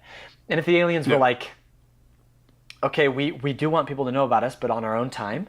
And so if you upset that and do something wrong, like there's going to be bad consequences for whatever reason, that's totally understandable that something like that would happen. I don't know that the government is in contact with this stuff or to what degree or whatever, but that's definitely an interesting one. Conversely, there may be no contact. So that's the observer's one, right? They are here to do something else, like study, not to interfere or make contact. And there's actually 6 reasons it gives for that. And I'll just read through them, and then we can talk about any of the ones that we find interesting. But it's the safari, right? Curious tourists taking photos for the folks back home, or some sort of exploration just to be like, oh, look at these humans, they're interesting. Anthropologists, it's a scientific study of our civilization from a distance. So they want to learn. Those two necessarily it doesn't have to be one or the other. It could be both, or literally all of these could be the same. Prime directive is we're just not developed enough to be admitted into galactic civilization, which it would make sense if they're trying to get us to that point, but with the right pacing, so that we do it ourselves, so that we can come into our place in the galactic federation or whatever. That's the Star Trek, sort of flavor. And that's interesting too, because a lot of people talk about these science fiction stuff as like soft disclosure.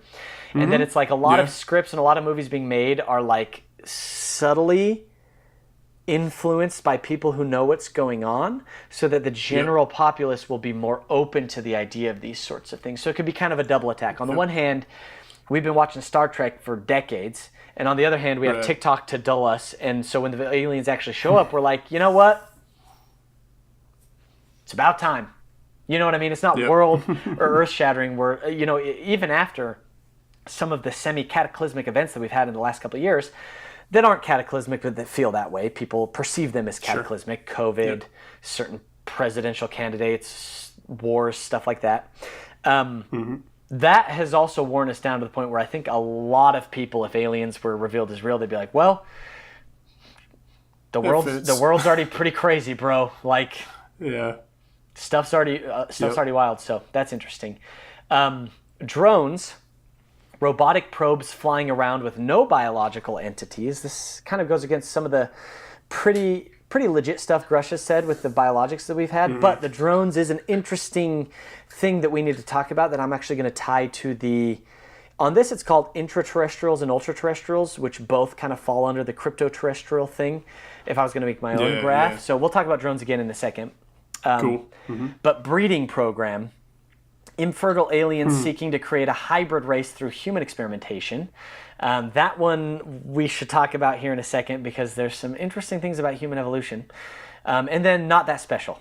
They haven't contacted us because we're not worthy of being contacted. We're kind of beetles or caterpillars or water bears. We're the tardigrades of the universe. So they might come in and study us for a second, but they're not going to talk to us because we're not even near their level of intellect or understanding or intelligence. So why would they even bother? So all of those are maybe reasons why extraterrestrials wouldn't talk to us. But I want to go a little bit into the breeding program thing because you and I find human evolution incredibly interesting. We both kind of have expressed thoughts or feelings that human evolution has felt guided by more than just purely biological processes. It seems like there's something else to the mix there.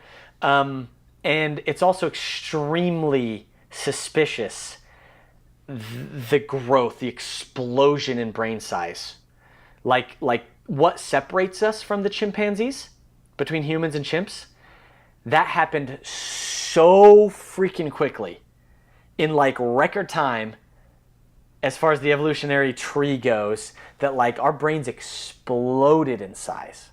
And to the point where scientists don't even know why. They're like, maybe it was the eating meat, maybe it was eating shellfish or fish or something, maybe it was making tools and it was a feedback loop or whatever, and all that certainly had to do with it. But all that stuff could have happened at any time in our evolutionary history, and for some reason, at a certain point when we became human, as we define ourselves, and that's human species, right? Not just Homo sapiens, we're talking about Neanderthals, Denisovans, Floresiensis, Floresiensis is kind of further back with Homo erectus, but human species, right, are us and our cousins, which were the only ones left, Homo sapiens on the earth that we know of. There was a drastic change, almost in the way of like an intentional one, right? So that is why the breeding program thing is kind of interesting in my eyes, for sure. And I'll say I'm perfectly happy to think that it was all an accident of evolution as well. I like you said, I tend to think not. I tend to think that, and the most watered down basic version of this for me is that like we were guided by the collective future consciousness that we, are I guess higher power constantly evolving toward. It was reaching out through time to us to guide us to becoming it. Like I'm a fan of ideas like that surrounding traversal of time and collective consciousness. I should just say, like, even I would, people might call that a higher power, might call that God, might call that something else. And I do want to say that, like, it's possible for the aliens to have messed with our DNA and there also to be a higher power because, I mean, like, even if it was the meat that made our brain big, there could have been an intelligence behind that process, so there could be an intelligence behind other things. So definitely if you're like a religious person or a believing person, none of this stuff that we say today, any of it really, in my opinion, kind of goes against the idea of a higher power. And so I just wanted to throw that caveat out there as we're talking about this stuff, that's not where we're coming from. Totally fair point. We're not coming from the thing that like aliens are God. But like aliens could have been the gods, maybe, and we'll get to that later. Sure. And overall, I guess my point is, while I tend to think that some form of, like, something guided it in some sense, I'm still, like, I'm totally okay with this was all just a happy accident of biology, and somehow we stumbled onto some favorable circumstances that allowed that explosion to happen. But it's like, even if random, isn't that divine? Yeah. Like, you know what I mean? Totally. Like, it's just so amazing all in its own right that it's like, you might as well use the word for it that best describes it. Divine. Yep. You know? So, again, it can, in my view, it can totally all be an accident.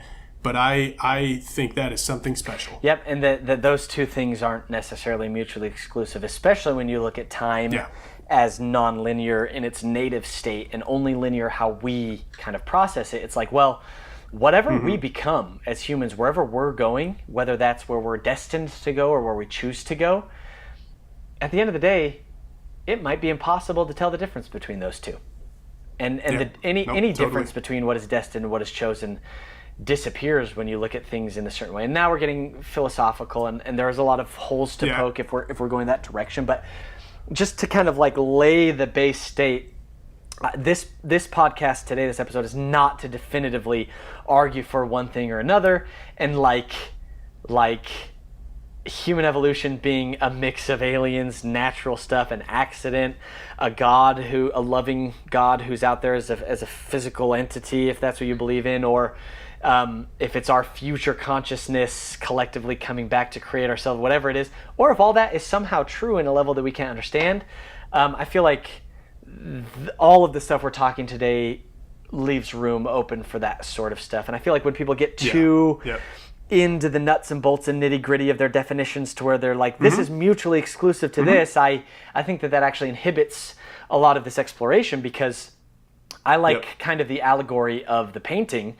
And the allegory of the painting to me is, you have two people looking at this massive mural on a wall, and one says, well, it's the ocean. This painting is of the ocean. And somebody else says, no, it's of a forest.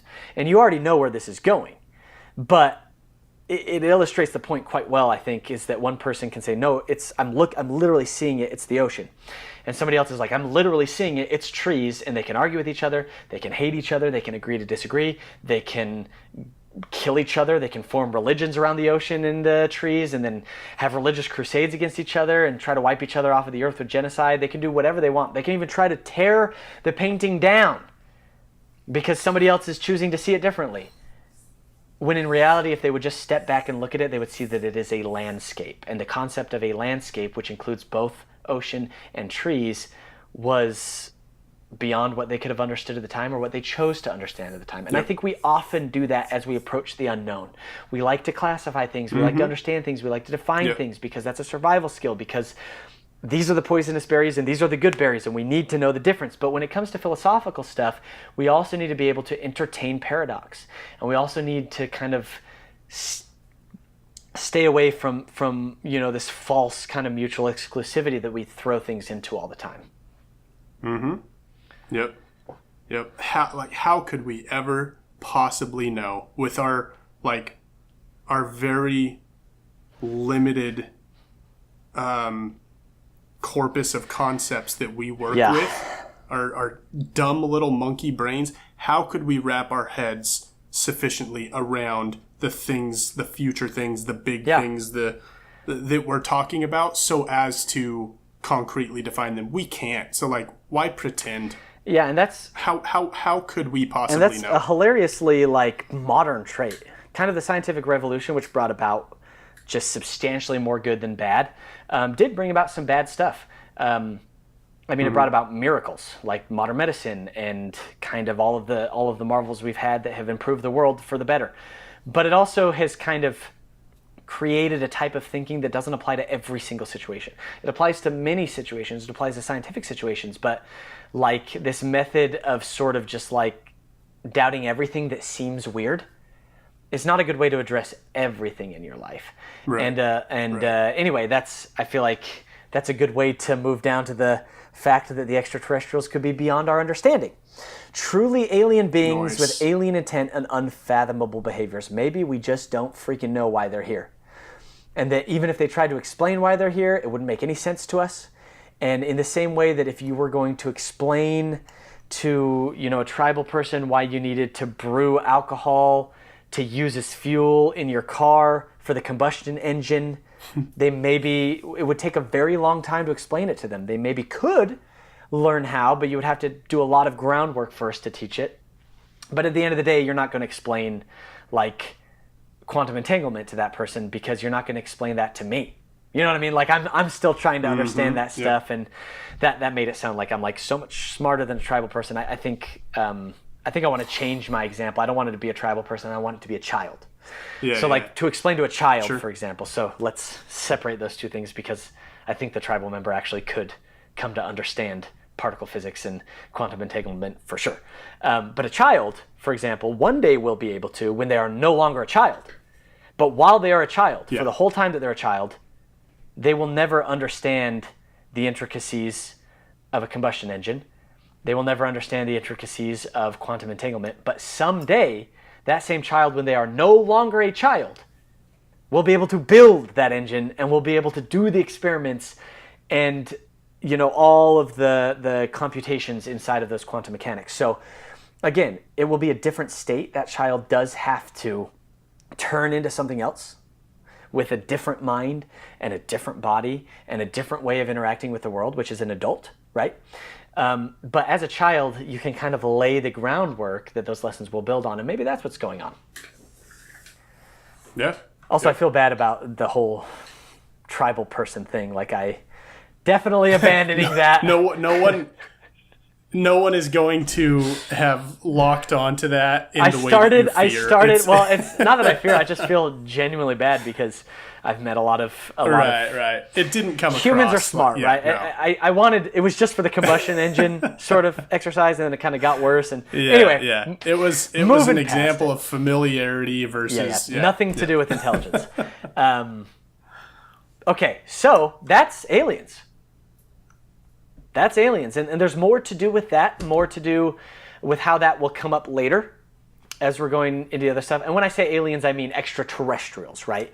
All these other ones we're going to talk about are still alien to us in the way that just alien is an other, like it means the other. But as far as extraterrestrials go, I feel like that covers it. We might reference some of this stuff again as we're talking to other stuff, but how are you feeling? I just had a good. I just had a maybe an etymology thing happened to my brain, like a click. Just the word alien. So in I know in Spanish you have allí. Do you also have ali? Is that a word in Spanish? There are the two different ones. So probably what it is allí and allá, and aquí and acá. So there are two words for here and two words for there. Gotcha.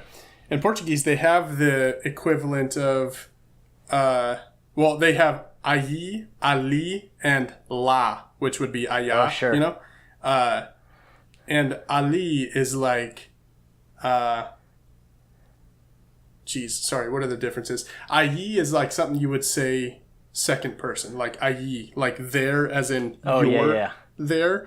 Ali is like not so far, not like la, like way the heck out here, but Ali is there to both of us. It's third person to both of us.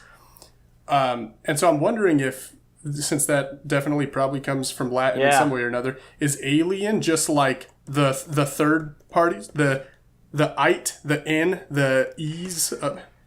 These are all suffixes I'm spouting off right now. But is it the ali-ins? Yeah. The far folk or whatever, the others. So I pulled up the etymology, I'll read it, but just to go through the Spanish, the way I've so it's ahí and allá, and aquí and acá.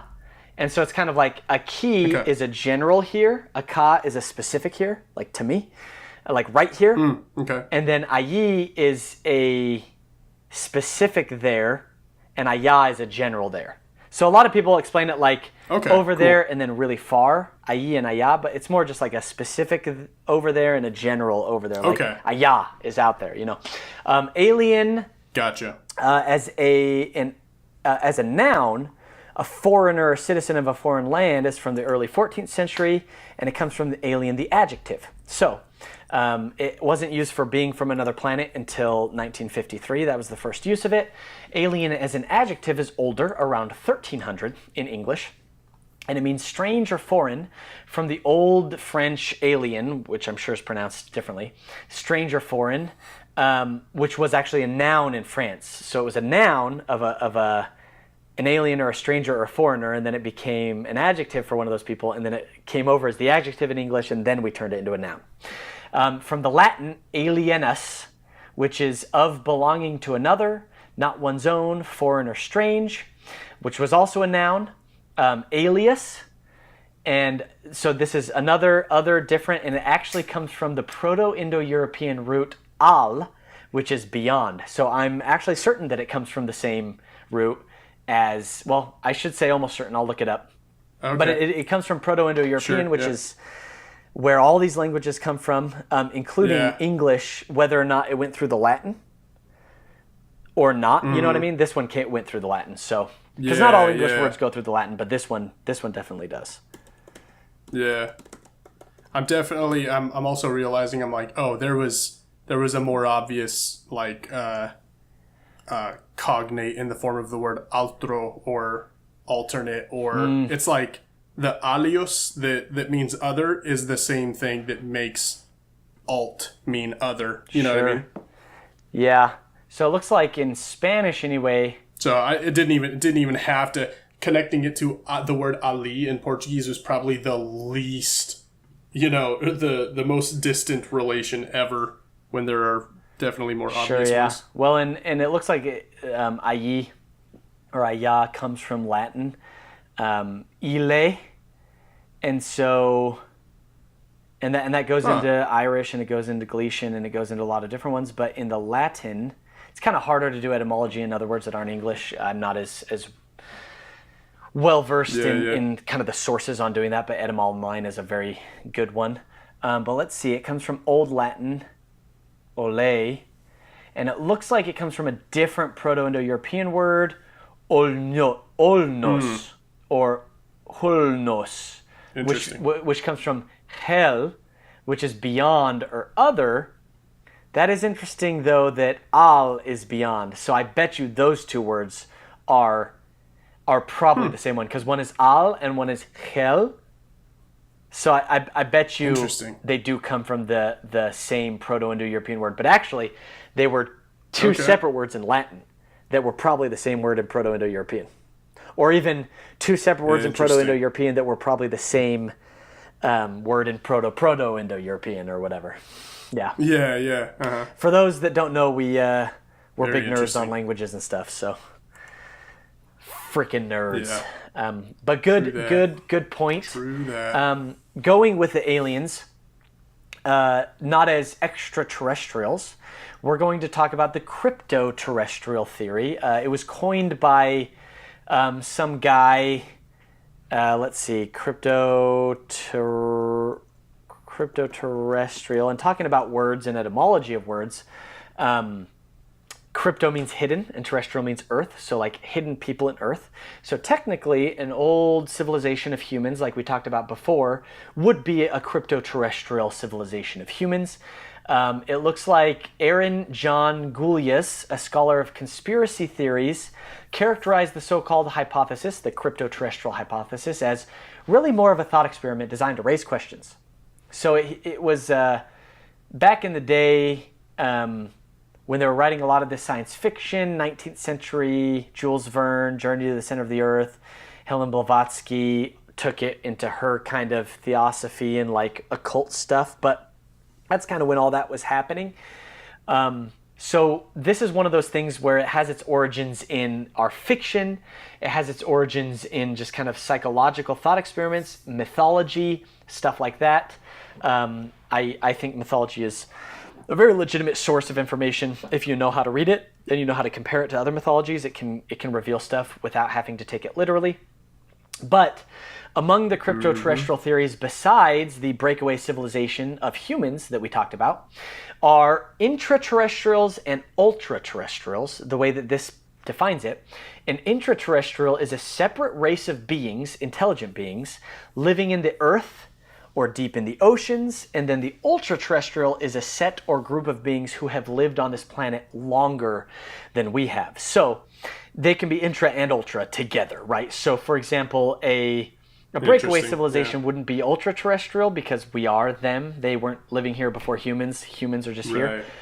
So the breakaway civilization could be intraterrestrial. They're living in the earth or deep in the oceans. But they could also be ultra-terrestrial, intraterrestrial, cryptoterrestrials, if that makes sense. That would be the Silurian hypothesis, right? The idea that there was a species descended from theropod dinosaurs that gained intelligence equal or more than ours and created a civilization which we would have no record of because it was short-lived. The reason we have tons of dinosaur fossils is because individual species were around for literally millions of years.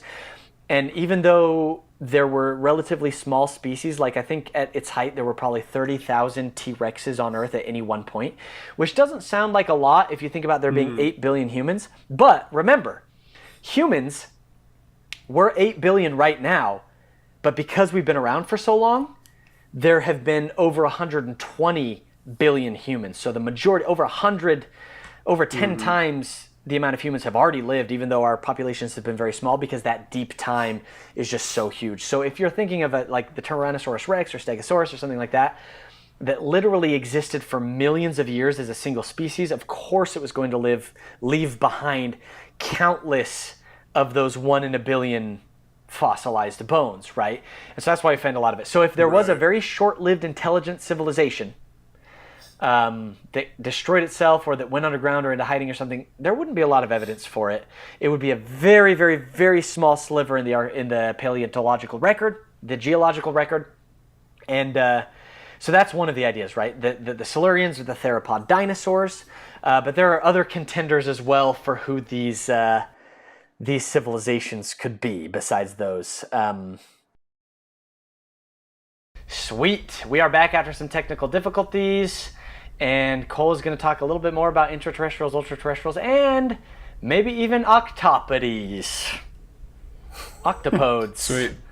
Octopi, which is incorrect. But functionally correct for some people. Yep. You know what I'm talking about. Oh, for sure, for sure. The pusses, bro. The octopuses. Yep. Them octi boys. Octagonal buddies. It's not even late where you're at. I know. Yeah, it's just like what, 8:38. It's just how I feel, man. It's just how I feel about. I'm here for it. That's good. That's good. I'm a sucker for tentacles. I love that in my mind that wasn't a dirty joke. It was just literally a kindergartner joke about it's like the how many tickles does it take to tickle an octopus? 10 tickles. Anyway, moving on from that.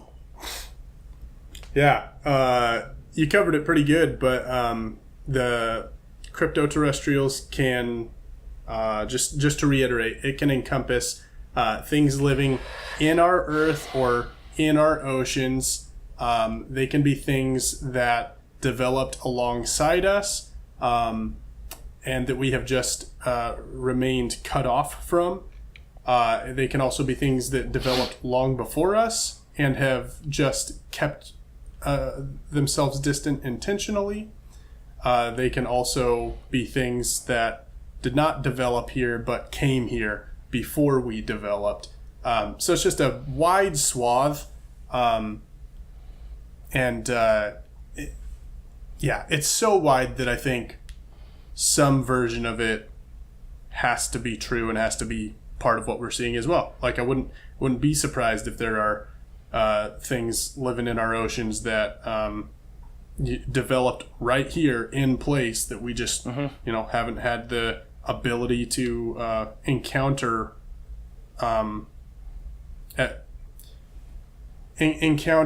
in a broad sense other than like one-off encounters. Like it would not surprise me if that were the case. Also, to your thing about the octopodes, Yeah, I mean, they are an intelligence, and it can be said no other way. They are an intelligence that has developed in parallel with us, but completely distinctly from us, and took a different avenue toward intelligence.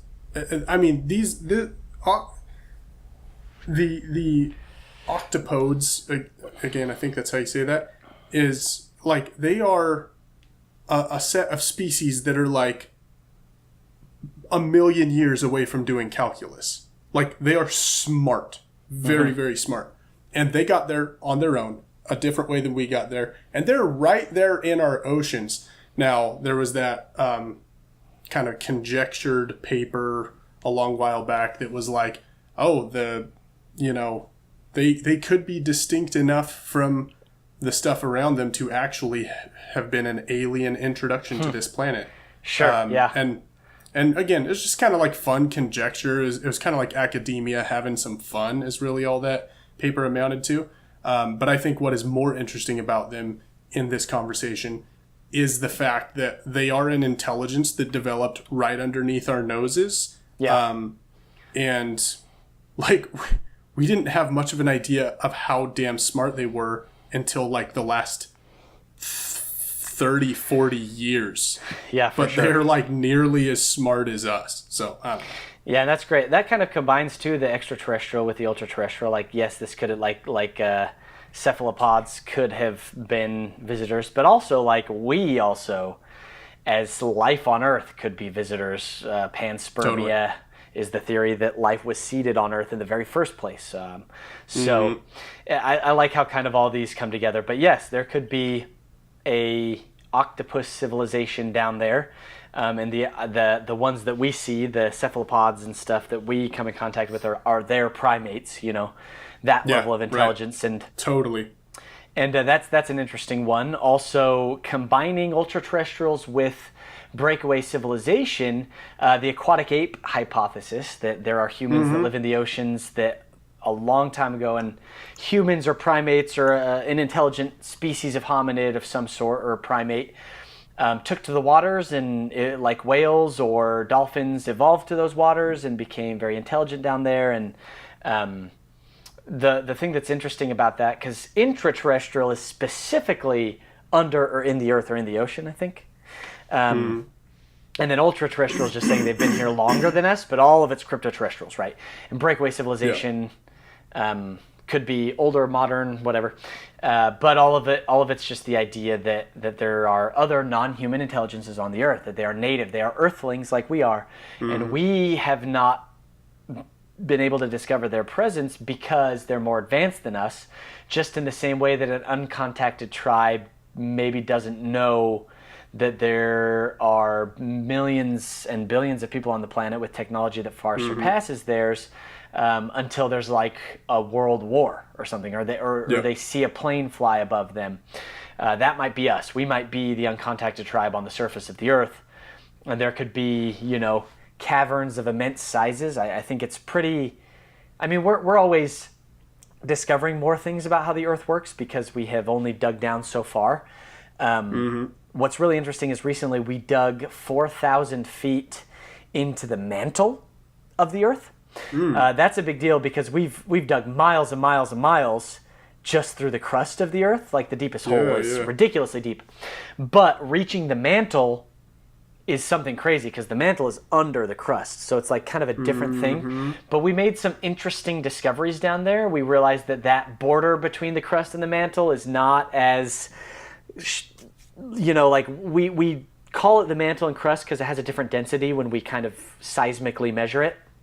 But we realized that those boundaries aren't as clear-cut as we thought, that the crust kind of is the mantle kind of is the crust. They kind of mesh into each other and stuff. And so we're already super far down there. We went in a place where the crust was thin so that we could get to the mantle quick. So like at the bottom of the ocean, the crust is much thinner. It's denser, but it's thinner than the kind of fluffy, big, land crust of the earth. So 4,000 feet into the mantle is interesting. It's the farthest we've ever been into that section of the earth. and a couple of weird things happened. It wasn't the temperature we thought it would be. It was much lower. It was much easier to dig than we thought. We thought it would like immediately melt our tools, but our tools went a lot further, which is why we made it that far, because we're like, well, let's keep going as far as we can.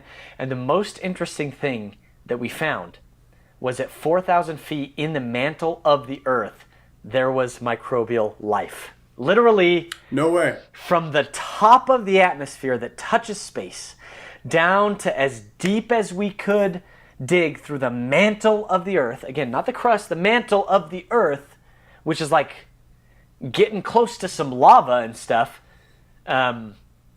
There was microbial life. So Wow. the idea that like life That's can crazy. exist in places that we wouldn't think, extremophiles, organisms, microbial organisms that love these sort of conditions of hydrothermal vents at the bottom of the ocean or space even, Yeah. all of that stuff. I think bringing this back around to the extraterrestrials, the idea of massive caverns in which entire intelligent civilizations could live under the Earth is not out of the realm of possibility whatsoever, because we are the eggshell, the tiny Yep. water balloon rubber around a massive Earth. And like, yes, as far as we can tell, it's not hollow, like the hollow Earth, the whole thing, as far as we can measure. But like, think of how tiny a cavern could be in the crust that's like 30 miles by 100 miles by 2 miles. We wouldn't even know it was there. Yep. If it was down far enough, Yep. we wouldn't even know. And so that's just also something to remember. If those caverns existed in the crust at the bottom of the ocean, we would have no idea of knowing that. We already don't know a lot about most of the ocean. So that is definitely an interesting and important thing to consider, that these things could be Earthlings. They could be local. Grush kind of talks about that. Lou Elizondo talks about that. They're very careful not to call them extraterrestrials. They say they could be extraterrestrials, but they also might be terrestrial in origin. So that is a very good thought, that I think we're a little prideful if we're like, well, we're the most advanced species on Earth. Like, we know. Because look at the monkeys. They're not even close. But it's like, cool, well, what if 100 miles down? Yeah. Totally. Advanced civilization. And really, that eggshell comparison is great, because honestly, it's like we have simply dominated the surface, and not even the surface. We've dominated the habitable parts of the continental, the currently above water continental surface of the Earth. We've actually only conquered a very small part of what the Earth is. Yep. And as you just pointed out, the Earth can host life from where we're at and above us and far below us, such that the whole three-dimensional picture of what Earth can host, we have actually a very small domain within that larger picture. So yeah, why couldn't something have developed completely outside of our awareness, but to our same level of sophistication and intelligence, and just beneath our feet, or invisible to our eyes but in the atmosphere, or you know what I mean? There's and that one's less likely, but there are all kinds of possibilities. There we just couldn't. Especially, we could never rule that out. Like let's say they're in the ocean, to use the Amazon rainforest again. To think that we could tell if there was an advanced civilization in the ocean would be like wandering through the rainforest at night with a flashlight and trying to catch people who can see in the dark, who have, like, let's say there's a whole like Green Beret team or Special Forces team in the forest trying to avoid you with night vision and superior technology, and you just have a little flashlight, you're pointing it around trying to find them. That might be the equivalent of what we've been doing in the oceans. You know what I mean? So that's definitely something that we should think about. And also, if you think about it, humans, we have been subject to cataclysm. That's how the surface goes. The surface of the Earth gets hit by meteors. It has a very, very delicate climate that can be upset very easily by... It's naked. It's the naked surface of the Earth. The solar flares hit it. All sorts of different things affect it in different ways. If you lived down in the ground, you would be protected. That protection of some of those things like solar flares and meteors, which have been maybe the biggest cataclysms in history, those sorts of things could potentially allow you to exist for millions of years, and in millions of years you can make technology much superior than ours because you're building upon it. So that's also something to consider. Yeah, totally. No, that's great. Sweet. All right. Let's move down to, this is alien, but also kind of human. It's a combination. It's time travelers, right? This one's fun. This is the aliens like the Greys that have a human body plan, because a lot of aliens have 2 legs, 2 arms, eyes, but they don't look like, they look like they would share an evolutionary ancestor with us, but they're not human quite. That they are our future selves traveling back in time. Future humans that have evolved in different, conditions, or human and AI hybrid in the future if we combine with that, or something made to look human by a future AI. All of that is potential, but that's just, it's all following the idea that this is us in the future, somehow, something from the future that's because of us that's coming back in time for some reason.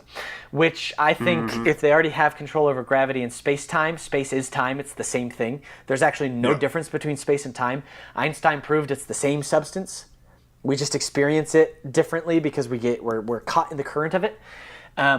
So the idea that these things are coming back, those are also, could be safari, anthropologists, coming back in time for certain reasons, studying things. The future anthropologists coming back is kind of Steven Spielberg's favorite theory, which is cool because he's been kind of in the alien stuff for a long time.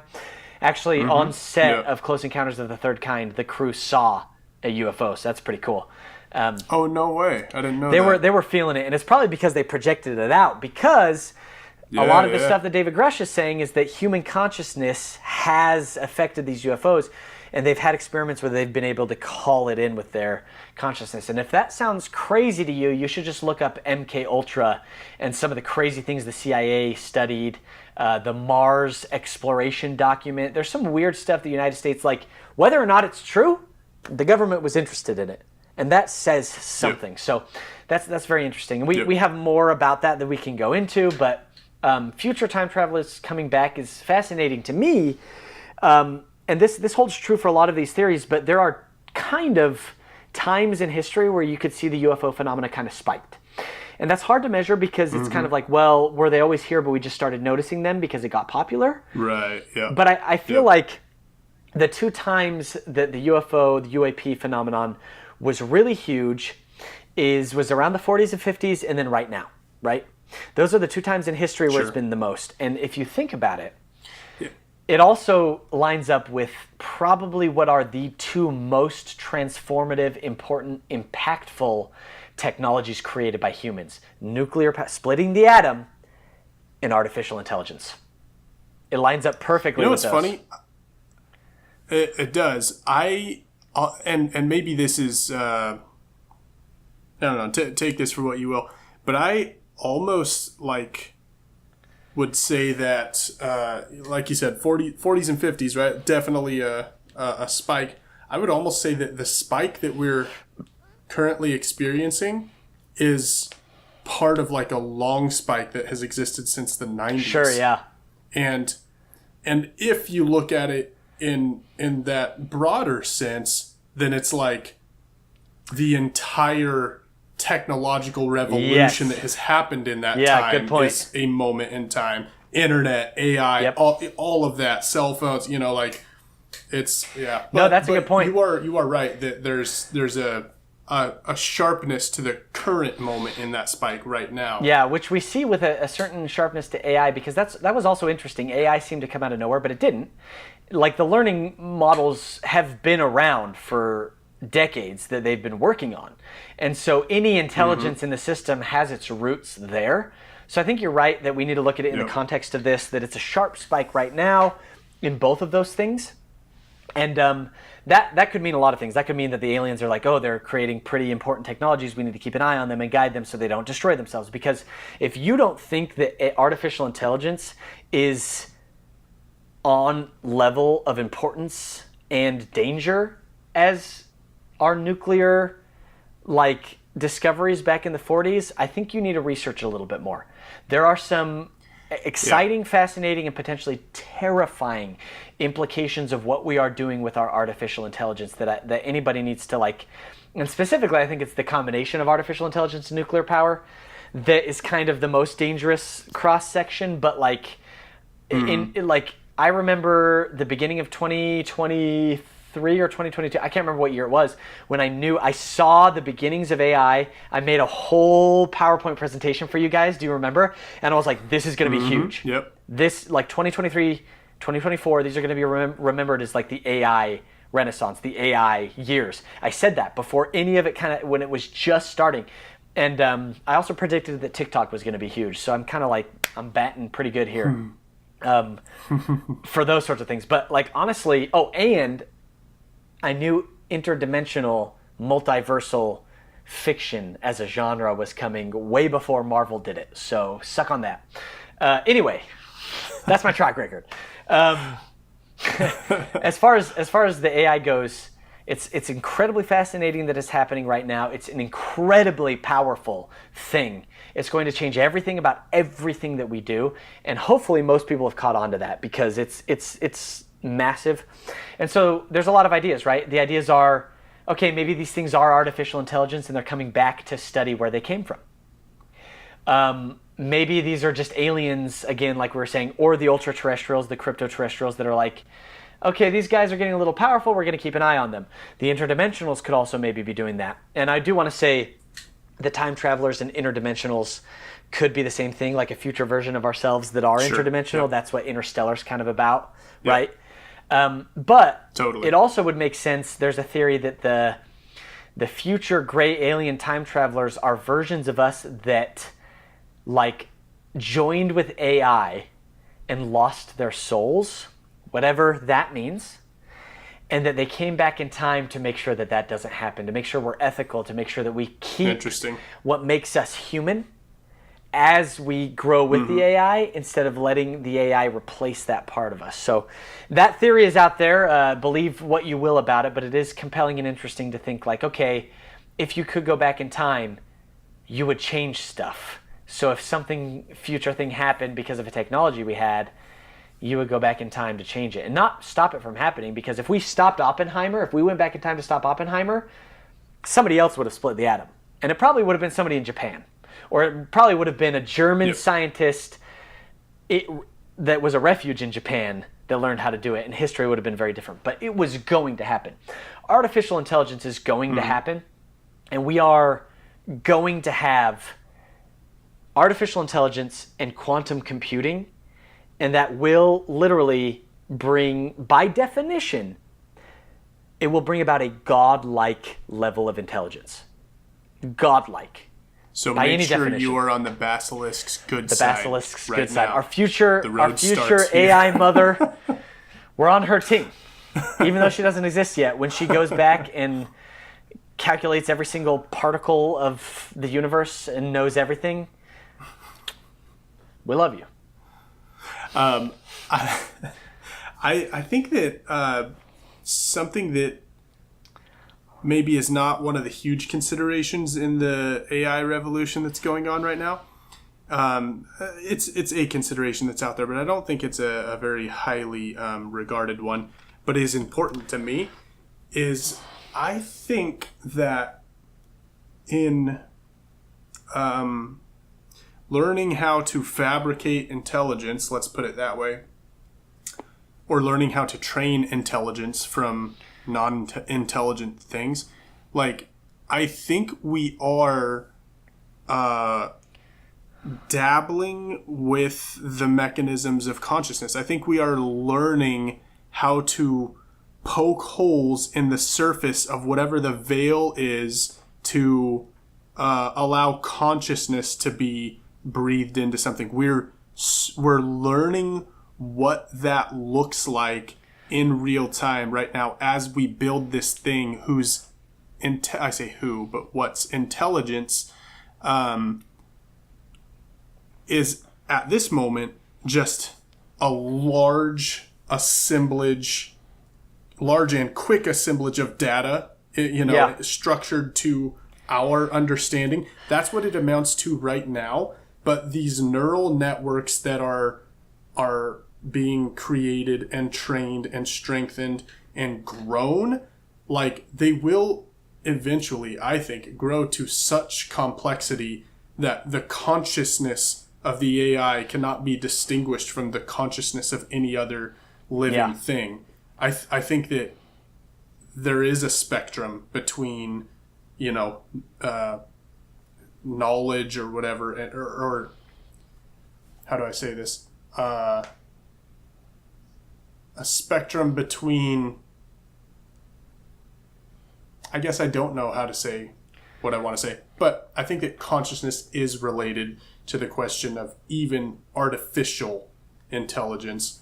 And I think that's part of the reason why I don't have a lot of fears about the future of AI. I do have some fears about the near-term use of AI. But I'm very optimistic. While it is in the growth stage. I'm very optimistic about AI, right? For sure, yeah.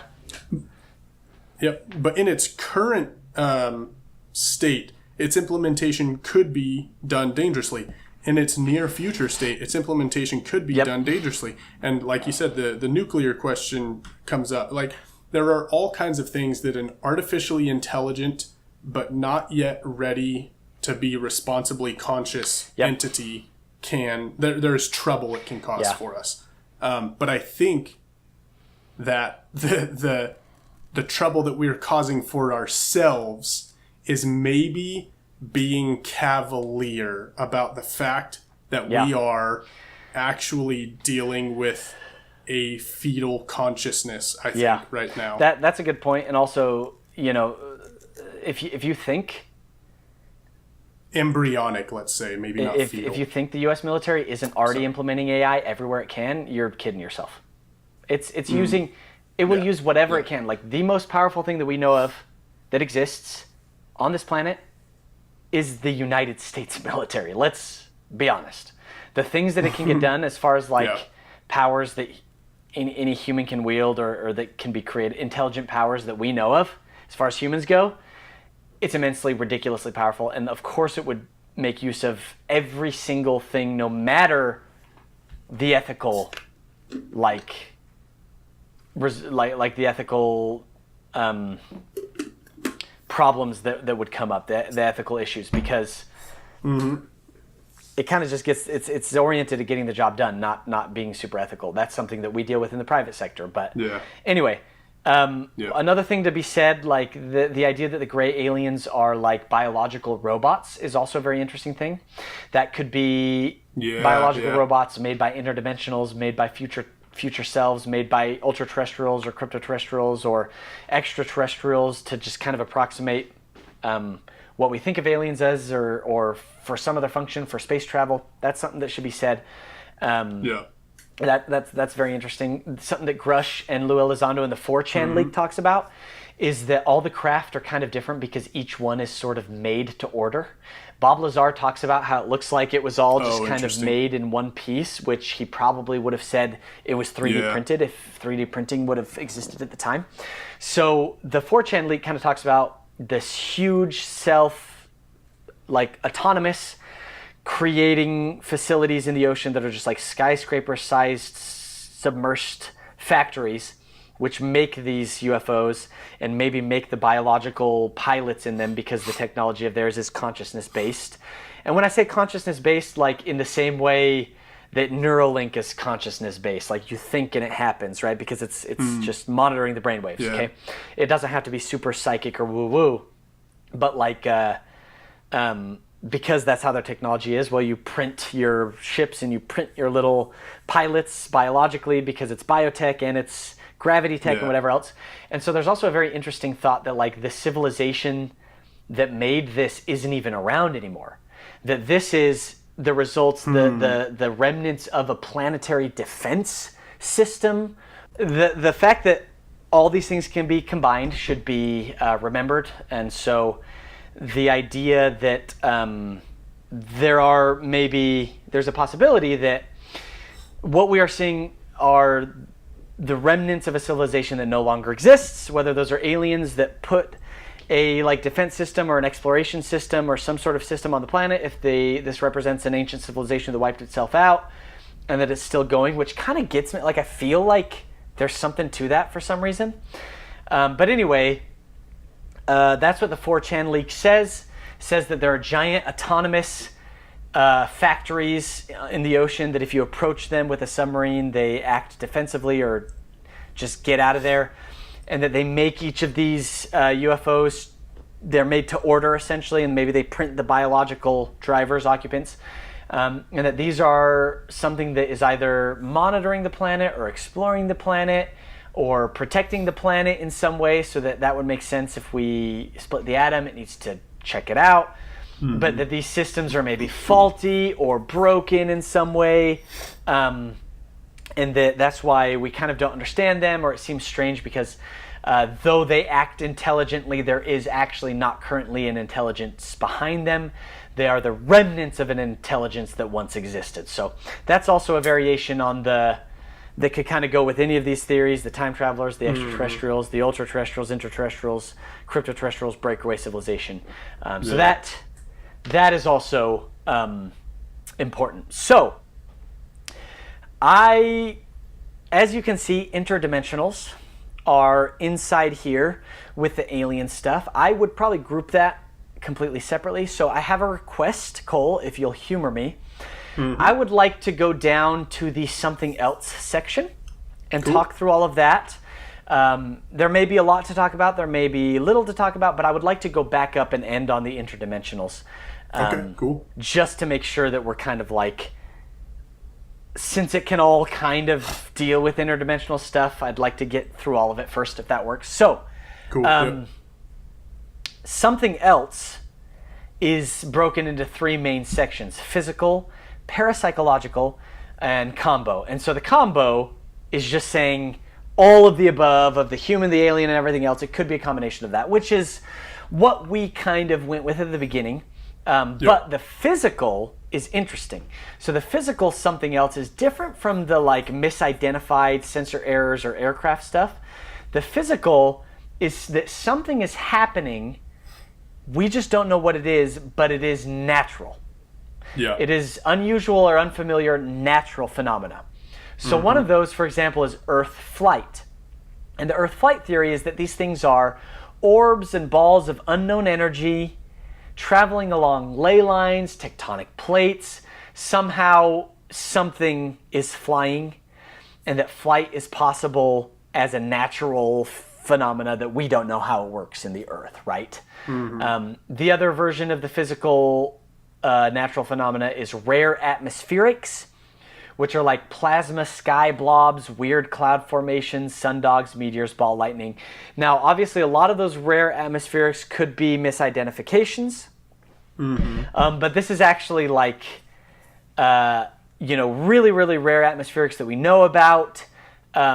This isn't like thinking that they are a spacecraft. This is just saying like seeing those rare atmospherics and just not knowing about them. So those two cross over, obviously. Ball lightning, for example, is something we know exists, but we don't know anything about it. We've never captured it on camera, but there's so much historical documentation of it and modern documentation of it that we know ball lightning exists. It arguably has been caught on camera. It's just, the same way that no physicist will grant you that ball lightning exists. In the same way, we can't explicitly say that ball lightning has been captured on camera, but there are good candidates. Like, it may have been captured on camera. Yeah, absolutely. That's all. Yep. And either way, I think it's pretty solid that ball lightning exists. Sundogs are very interesting. The sundog one is fun. It's just a weird optical illusion that happens where there are two lights on the side of the sun. What's hilarious is how often skeptics try to use sundogs as an explanation for things that are clearly not sundogs, hilariously. The cloud formation, lenticular clouds, that's interesting. Lenticular clouds look like flying saucers.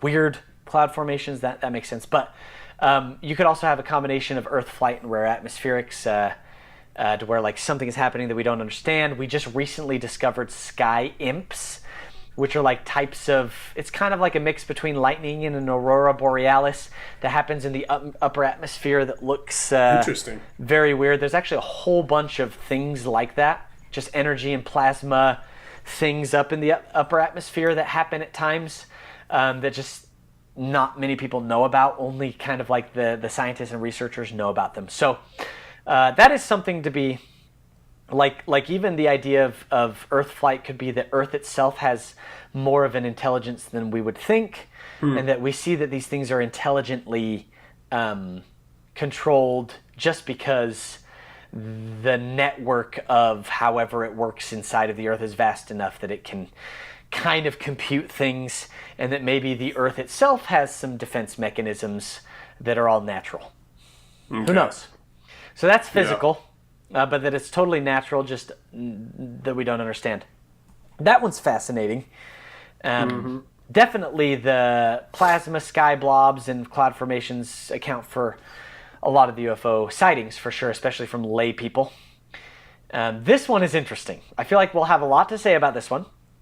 Parapsychological. This one is some possibly psychic mechanism interlacing mind, consciousness, and reality. So before we get too far into this one, I know we've mentioned a little bit about consciousness. We've mentioned a little bit about how it's connected. Weirdly, a lot of the stuff that the official sources are saying connect these things to consciousness. And I just want to preface this by saying, like, we don't know what the heck consciousness is. We don't know what the mind is. We don't know where it comes from. We don't know if it is in the brain, if the brain is more like an antenna that is picking this up from somewhere else. We have no absolutely knowledge of this. We're barely digging into it. We found carbon nanostructures inside of our brain that might somehow interact with quantum superposition to bring about consciousness, and we're just barely kind of getting into it. We don't know what consciousness is. We don't even know what reality is. And if you're ready for my reality spiel, buckle the freak up, because here it comes. Human beings did not evolve to see things as they are. We did not evolve to see what is real. We evolved to only see what would benefit us in survival and reproduction. That is true of all organisms that exist, all intelligence that exists. Everything that is life only perceives what is beneficial to it. For example, humans did not need to see infrared or ultraviolet colors to survive. We have a very limited light spectrum. We have 3 cones that pick up red, green, and blue light and combine those 3 lights to see the other colors that we see. But there are animals that can see infrared, and there are animals that can detect magnetic, aberrations in the earth. We don't, as humans. So I think it's foolish to think that like our senses exist to see reality as it is. No. They exist only as much as they allow us to survive and reproduce. A good example of this is that beetle in Australia, the big shiny brown beetle, is almost going extinct because Australians are throwing the beer bottles into the desert, and these beer bottles are brown and shiny and big. And the beetles cannot tell the difference between the beer bottles and females. Even though the beer bottle is this big and the beetle is this big, all the beetles evolved to do is say, oh, if it's shiny and it's brown and it's big, I want to mate with it. Because the biggest, shiniest, brownest female that it could find, it would try to mate with. Because that was the most viable way to pass on its genes. Well, now we have this totally unnatural outside force that's putting these things that to the beetles are indistinguishable from the most prime females that they could mate with. And it sounds so silly. We're Wow, like, oh, well, the interesting. beetles are stupid. The beetles don't know that those are beer bottles. It's like we would do the same thing.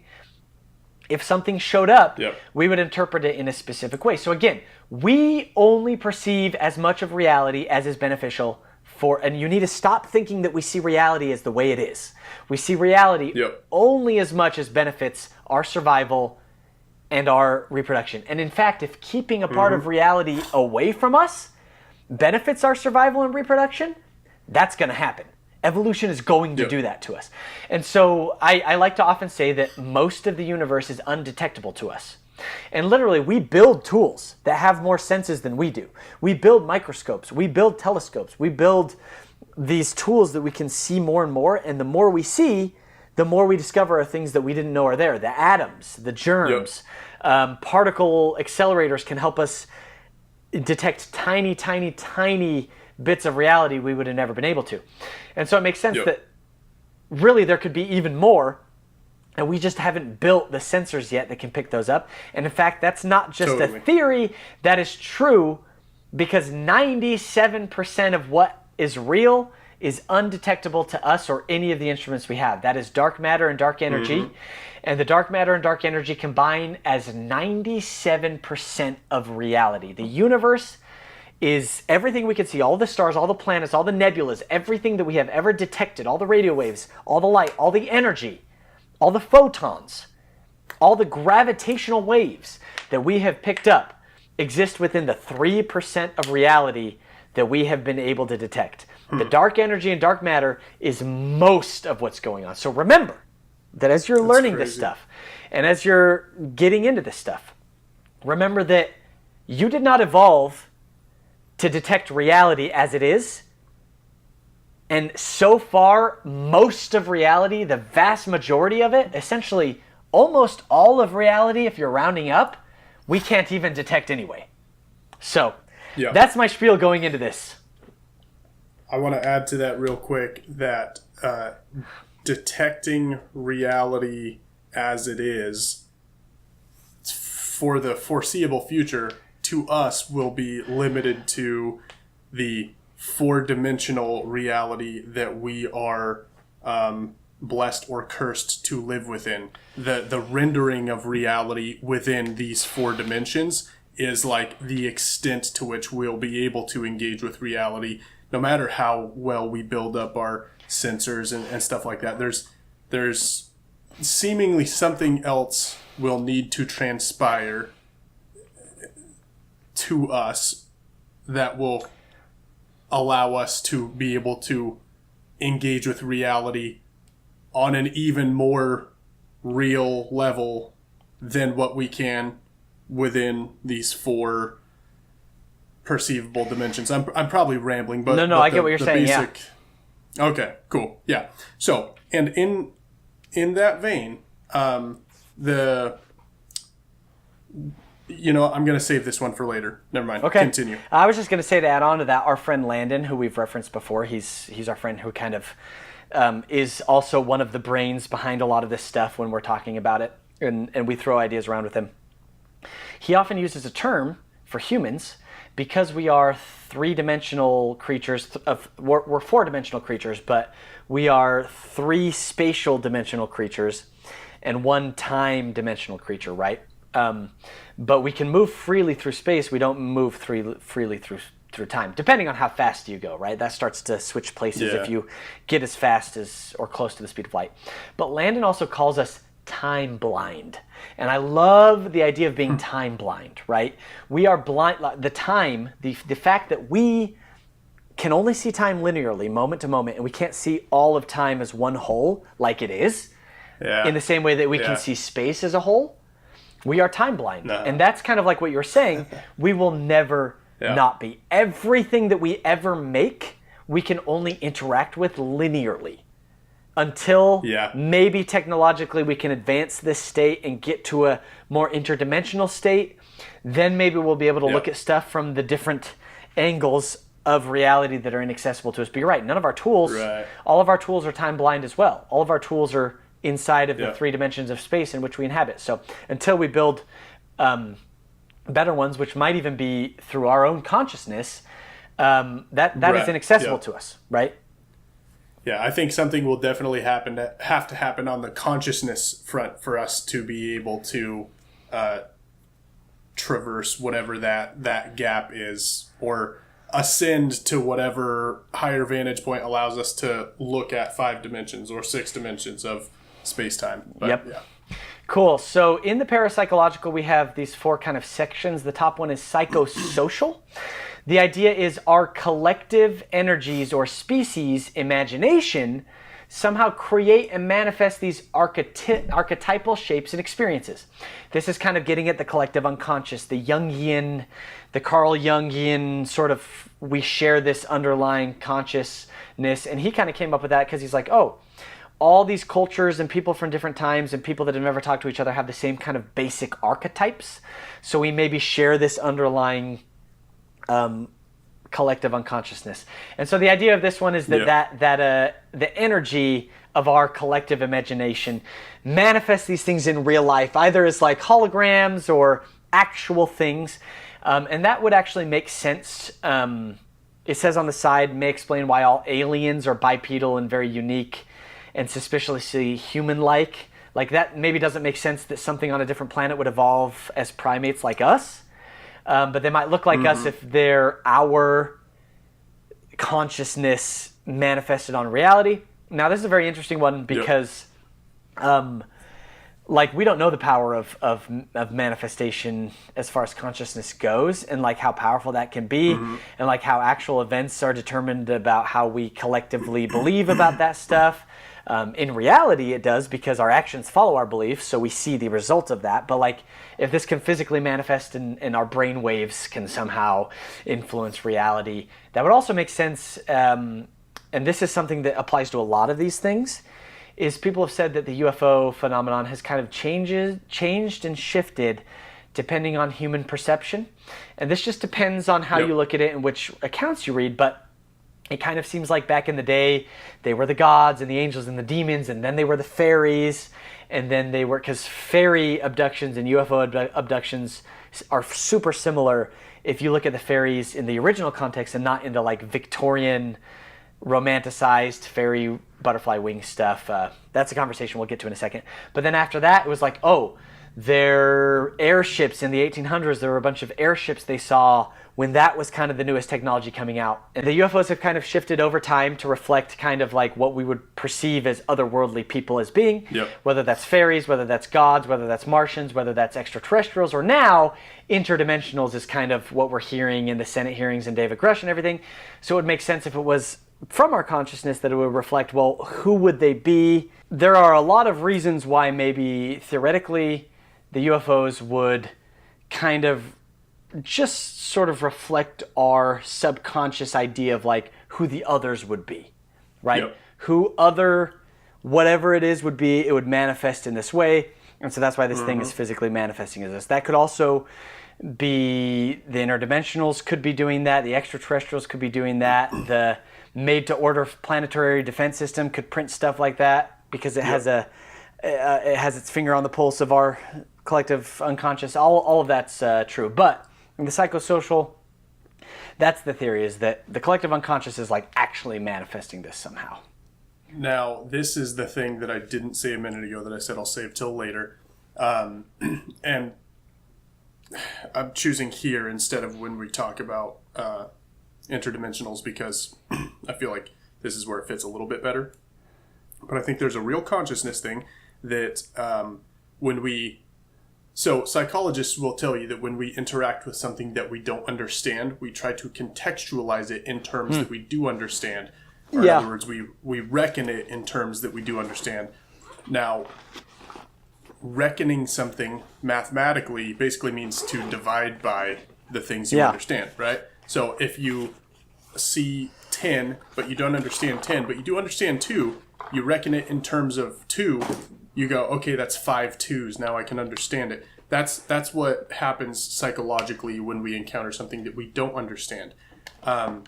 Right. And that can play into how we actually visually perceive it. Like, we can tell ourselves that we're seeing something because that is how your brain divides it into terms that it is familiar with.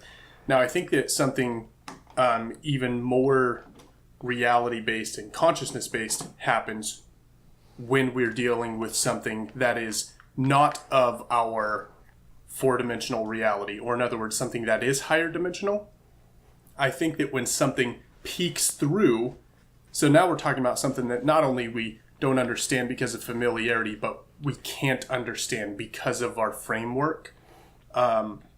When something higher dimensional peeks through into these four dimensions and we can't understand its actual nature, I think that our consciousness and our eyes, in a very, very real sense, they do divide it by the things that we do understand, and that we no longer have just an actual, just a psychological overlay that we place onto it in our like visual cortex or whatever. I think we actually physically see in it the things that we can understand. So I think that very real psychological phenomenon happens in a very real physical sense when it comes to higher dimensional things.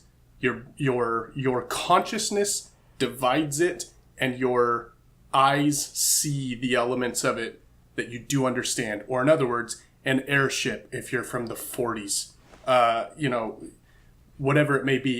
If higher dimensional stuff is to account for some of this, then the reason that it takes all these different forms is not, mass hysteria or whatever else. It is a very real consciousness based phenomenon, I think. No, this is great, actually, because you literally just lined out the next two parapsychological sections, somewhat, which is the intrapsychic explanation, which is that mental ideas and expectations are somehow projected onto physical phenomena, resulting in dreamlike misperception, right? So like stuff's happening that's maybe natural, or something is happening and we just project that, so it's like happening in here. And then the psyche projective one is otherworldly beings and presences are clothed and interpreted by the cultural vocabulary of the time. So it's kind of like, dude, either those meet in the middle. Exactly. Yep. Yeah, totally. So I love that idea that it's like, okay, like it could be any of the above, and that's just how we can see it, either because it wants to, or that's how we choose to, or that's just a part of it. I like the idea that our consciousness is involved in this to some degree. I think that's undeniable. I think no matter, choose what you want. It could be U.S. military stuff. It still seems like our consciousness has something to do with whatever this technology is, or whatever this thing, this phenomenon is. Totally. These phenomena are. And I just like the idea that like when something potentially is beyond our understanding, our brains just put it into a way we understand it. Because people do that on a psychological level, on a social level. They do that even in their relationships. Why wouldn't we do that in a way when we are presented with the strange and unusual? And so, totally. At the bottom of the parapsychological stuff, within the parapsychological world, there is the beyond understanding. So we talked about the beyond understanding with aliens, extraterrestrials. This is the beyond understanding of that this phenomena is we don't know and won't ever know. That we can't know what this is. We can't understand it fully.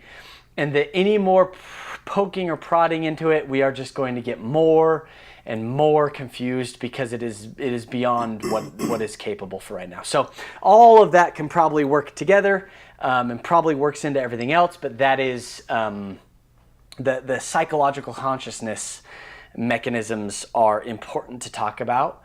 I don't think that's the only thing that's going on, but it could be an explanation for some of it. I think that as we talk about interdimensionals, that will come into it a lot, which is why I wanted to kind of lay the groundwork, because we'd probably find ourselves talking about the psychological aspects a lot, the consciousness aspects. So I'm glad we kind of went through those ideas. If you read the Mothman Prophecies, which I think you might still have my copy of, that book, I read Passport to Magonia.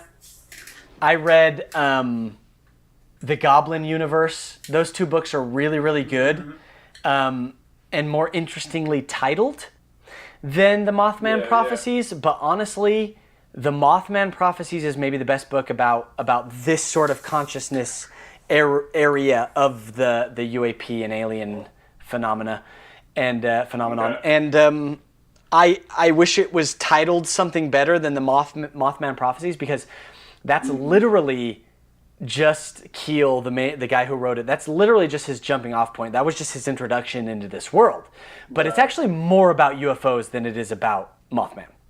So I do wish it was named differently, because I took so long to read it because I thought it was just about Mothman.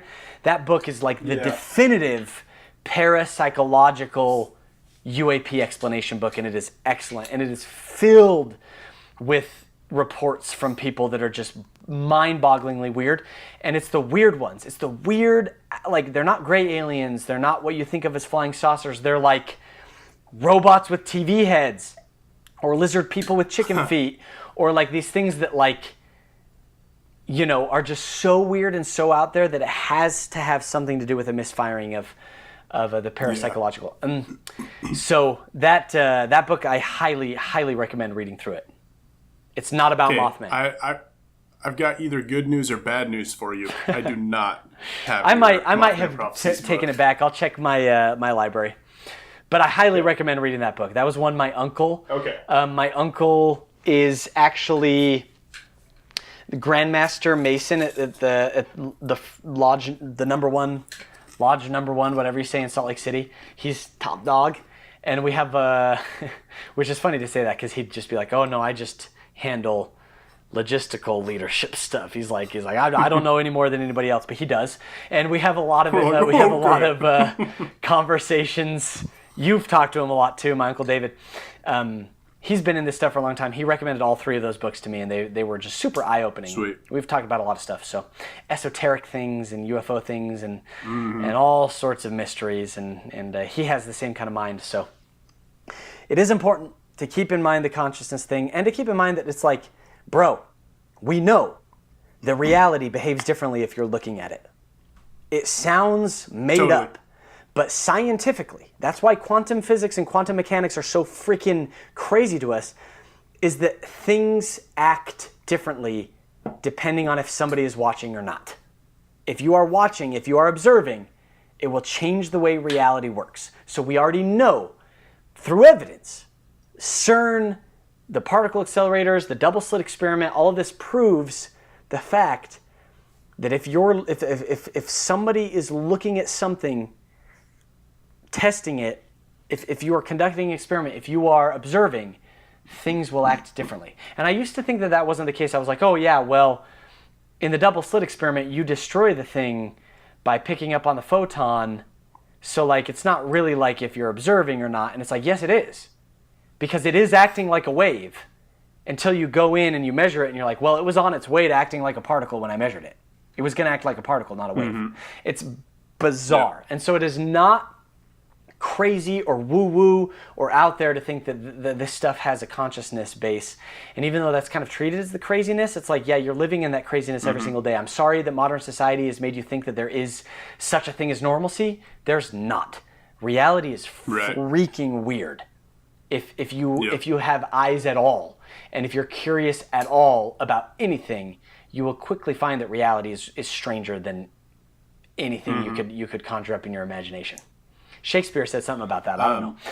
Anyway, I think I think that the double slit thing and the like observer principle, if I'm remembering that term correctly, I think the excuse me, I think that plays into sorry, it is getting late here, so my brain is a little soupy. It's good. Try to construct this. That plays into a broader truth that I think is demonstrated in the many worlds, not demonstrated, but theorized about in the many worlds hypothesis, where basically all possible states of all given things are simultaneous, and because of this, something doesn't take a definite state until it needs to, or in other words, until it is observed to have a definite state in, your current timeline that you're living, or whatever. So the idea of the double slit experiment having basically there being more lack of definition prior to observation than there is after. I'm sorry. I'm going to step off that because my brain's not working well enough to make sure that I'm referencing the double slit experiment correctly. So I'm just going to go back to, I think that it does fit into a wider truth, something that I regard as true, which is that our reality is defined piece by piece as we observe it. It is all things until we decide which one thing it is by observing it to be that one thing. Yep. We lock it into place by seeing it, by touching it, by measuring it, by observing it. And how much of that is us consciously driving the process and how much of it is random, who knows? But it does seem to be true that we define our reality by observing it. Yep. Anyway. No, I agree with that for sure. And also let me know if you need to take a break or anything. I know it's getting late there, so we'll try to get through this stuff efficiently. Got a little bit of caffeine. Nice. But yeah, to talk about that, like consciousness has an effect on reality. That is something that is verifiably true. We have proven it through science. And I will give a quick note. We could probably do a whole podcast in this, and we should probably save it for that. But one of the theories on here that's not on here is the simulation theory. Now, simulation theory is a big, huge thing we should talk about. But that idea is that like we are in a simulation, and that these are just aberrations in the simulation, or maybe the creator of the simulation is using this to correct things within the simulation, that it's all created from that. I don't know if that would be indistinguishable from interdimensional just in the way that we are seeing it from our vantage point, but It is like the idea that these are either errors in the source code of the universe or intentional redirections or something, and that would make sense because, again, simulation theory is a pretty good dang theory because the universe has a render speed, which is the speed of light. It has a pixel, which is the Planck length. There's nothing smaller than the Planck length. Nothing can go faster than the speed of light.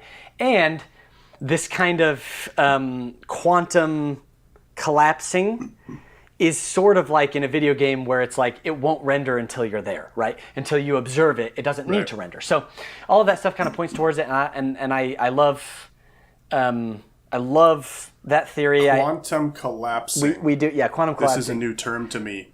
That sounds sweet. That's the quantum collapsing term, is just. Thank you. Yeah, that's great. And so anyway, that totally sounds legit to me, and I actually like simulation theory a lot because like. The way that it's been described to me is very much like, in the ancient religions, they called it, well, your body is the glove and then your soul is the hand that moves it, and that we're not from here. We are from another place and we come here to have an experience and then return to somewhere else. Like that's a religious idea, right? Well, nowadays we would just call that our avatar, and that we are the player character, which is here to play the game. And then eventually, goes back home to some other place. Like they're here temporarily to have this experience, and then they're from somewhere else, and they return to that somewhere else. That's my preferred interpretation of, simulation theory, and I think it's fascinating. And simulation theory wasn't really on here. And I think it's important to just mention it as, just saying these UAPs, whatever they are, aberrations in the source code, like we talked about, just kind of like mistakes or corrections from the designer of the source code, like whoever was the originator, this is how they make adjustments. And then obviously they don't have to obey the laws of physics that are in the game. So yeah, I just thought simulation theory would be a good one to mention before we move on to the interdimensional theory. Interdimensional theory is one of the main ones talked about to explain UAPs. And this obviously goes back to the idea that, well, there are probably other dimensions out there, given the mathematics we've done, given the theories that we have. These aren't testable, provable things so far, but neither is dark matter or dark energy. And we kind of just know it exists because of the effect it has on everything else. Now, that all ties in together because, again, this interdimensional is put in the alien section. I would put it as its own section. I'll probably section it out in the video in its own part so that you'll be able to jump to each of the different sections. But the interdimensional hypothesis is fascinating because there are a couple of different parts to it. And I would have classified it a little bit differently than this graph does, but it is helpful to see it. So you see here we have, the interdimensionals, and then next to it is the extra-dimensionals. I would have had interdimensional and then similar dimensions to us and then extra-dimensional. So I'll explain. The interdimensional hypothesis is just that they come from beyond our 4 dimensions of space and 1 of time, or our 3 dimensions of space and 1 of time. So we're 4th dimensional creatures, right? And so this would be a different dimension than ours, or another self-contained dimension like ours, next to ours on the 4th dimensional axis, right? Or the 5th dimensional axis, I should say. So if this is 4th dimensional space, 3 of space, 1 of time, or 4 of space-time, as you could call it. Let's say there's another one right next to it, separated through the 5th dimension, and it is just like our world. And so that's why it says on here, interdimensional is not from other planets, but from other planes of reality.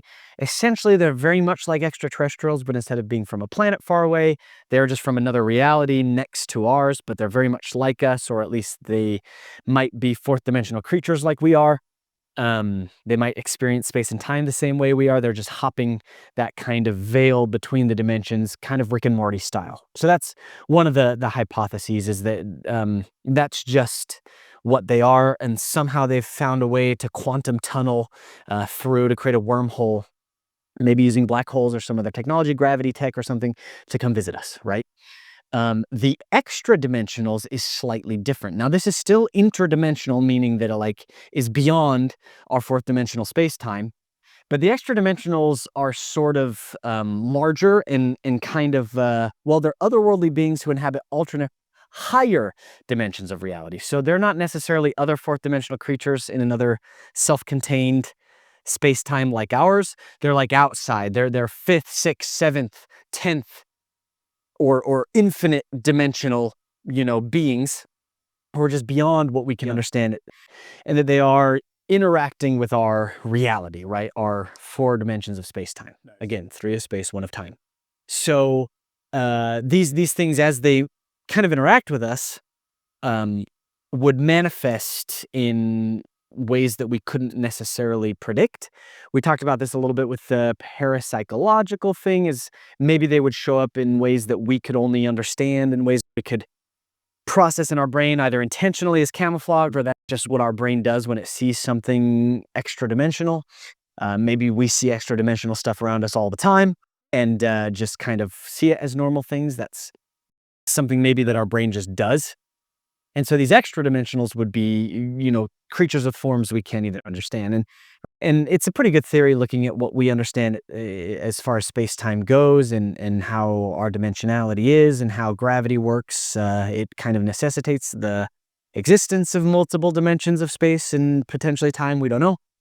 We also know that if you can move through space freely, you're stuck moving at time through a certain speed, and if you can move through space faster, then you move at time slower, and you can kind of move through time a little bit more. So all of that stuff has to do with this interdimensional hypothesis, but that's the idea, is that something interdimensional is going on there. So the extra dimensionals could be disguising themselves as extraterrestrials, as time travelers, as cryptoterrestrials, as really any of this stuff too. They could exist concurrently with all the other things as well, just like any sort of well, predator could kind of disguise itself as natural things that exist, which is a little creepy if you think about it. The idea that there are time travelers and maybe cryptoterrestrials and extraterrestrials, but there's other things or another thing that's out there that none of us understand that is attracted to our sphere of reality for some reason. It's terrifying, but kind of cool to think about. So some of the sub-theories in here are angels and demons. We talked a little bit about this, but this is specifically that the modern manifestation of what people used to perceive as celestial or spiritual beings is what we're seeing as the UAP, right? So that it's the same thing. Not that like before with the psychological aspect is like that we're just casting on our perceptions, but that these things are the angels, are the demons, are the gods, are those sorts of entities, and that we just see them differently nowadays. Right? We see them as aliens. So that one's interesting. Actually, a lot of talk about that going on with the David Grush hearings and Lou Elizondo. They talk a lot about angels and demons and that that's what these things are. I know a lot of religious people like to kind of compartmentalize into that that's what they must be because that fits into their worldview. But it is interesting to think about potentially these things or a thing or whatever from these extra-dimensional spaces have been interacting with us for a long time and that we classify them differently. The other interesting theory here is hyperspace entities, meaning entities that like don't live in another dimension. They literally live in between, like in the hyperspace itself, in the in-between space between, these different spheres of reality, in the kind of, the space between, the non-space. So these beings or vehicles are from astral or etheric planes, right? And so kind of part of our reality that affects everything else, but that we can't necessarily see or touch or observe, much like dark energy and dark matter. Maybe these things are dark energy and dark matter, and that they do exist here somehow. We just can't pick up on them yet, except for when they choose or are able to be observed or choose to be observed in kind of our third dimensional space, and that's what the UAPs are. That's an interesting theory. The hyperspace entities being dark matter and dark energy is particularly fascinating because it's like we have never seen dark energy or dark matter. We just kind of know it exists. Well, dark energy and dark matter are different, but we kind of know in the existence of this sort of thing just because of the effect it has on everything else, right? The math works out that it's like something's affecting what we can see, so we must assume that there's something that we can't. And maybe that space is where these things come from.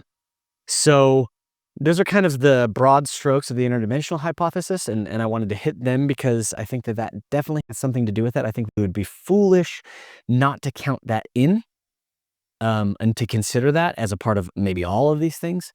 I should note another theory that is kind of more related to, I don't know, the physical or maybe even cryptoterrestrial, but it made me think about it looking at the hyperspace entities, is the space animal theory. This is that there are, natural creatures that inhabit upper atmosphere or even space that actually live there naturally. We can't really see them very easily. Gelatinous masses of biological organisms that live up there, and that's sort of like what's behind some of these sightings. What was the last thing I was talking about? Hyperspace entities. Hyperspace etheric planes. Oh, I was talking about the creatures. So anyway, that's right. this is like, Jordan Peele's movie. Jordan Peele's movie kind of shows like this is a creature, this is an animal that kind of lives up there in the upper atmosphere. All the jellyfish UAP videos that are coming out, which like Jeremy Corbell, another person that I think has done a lot.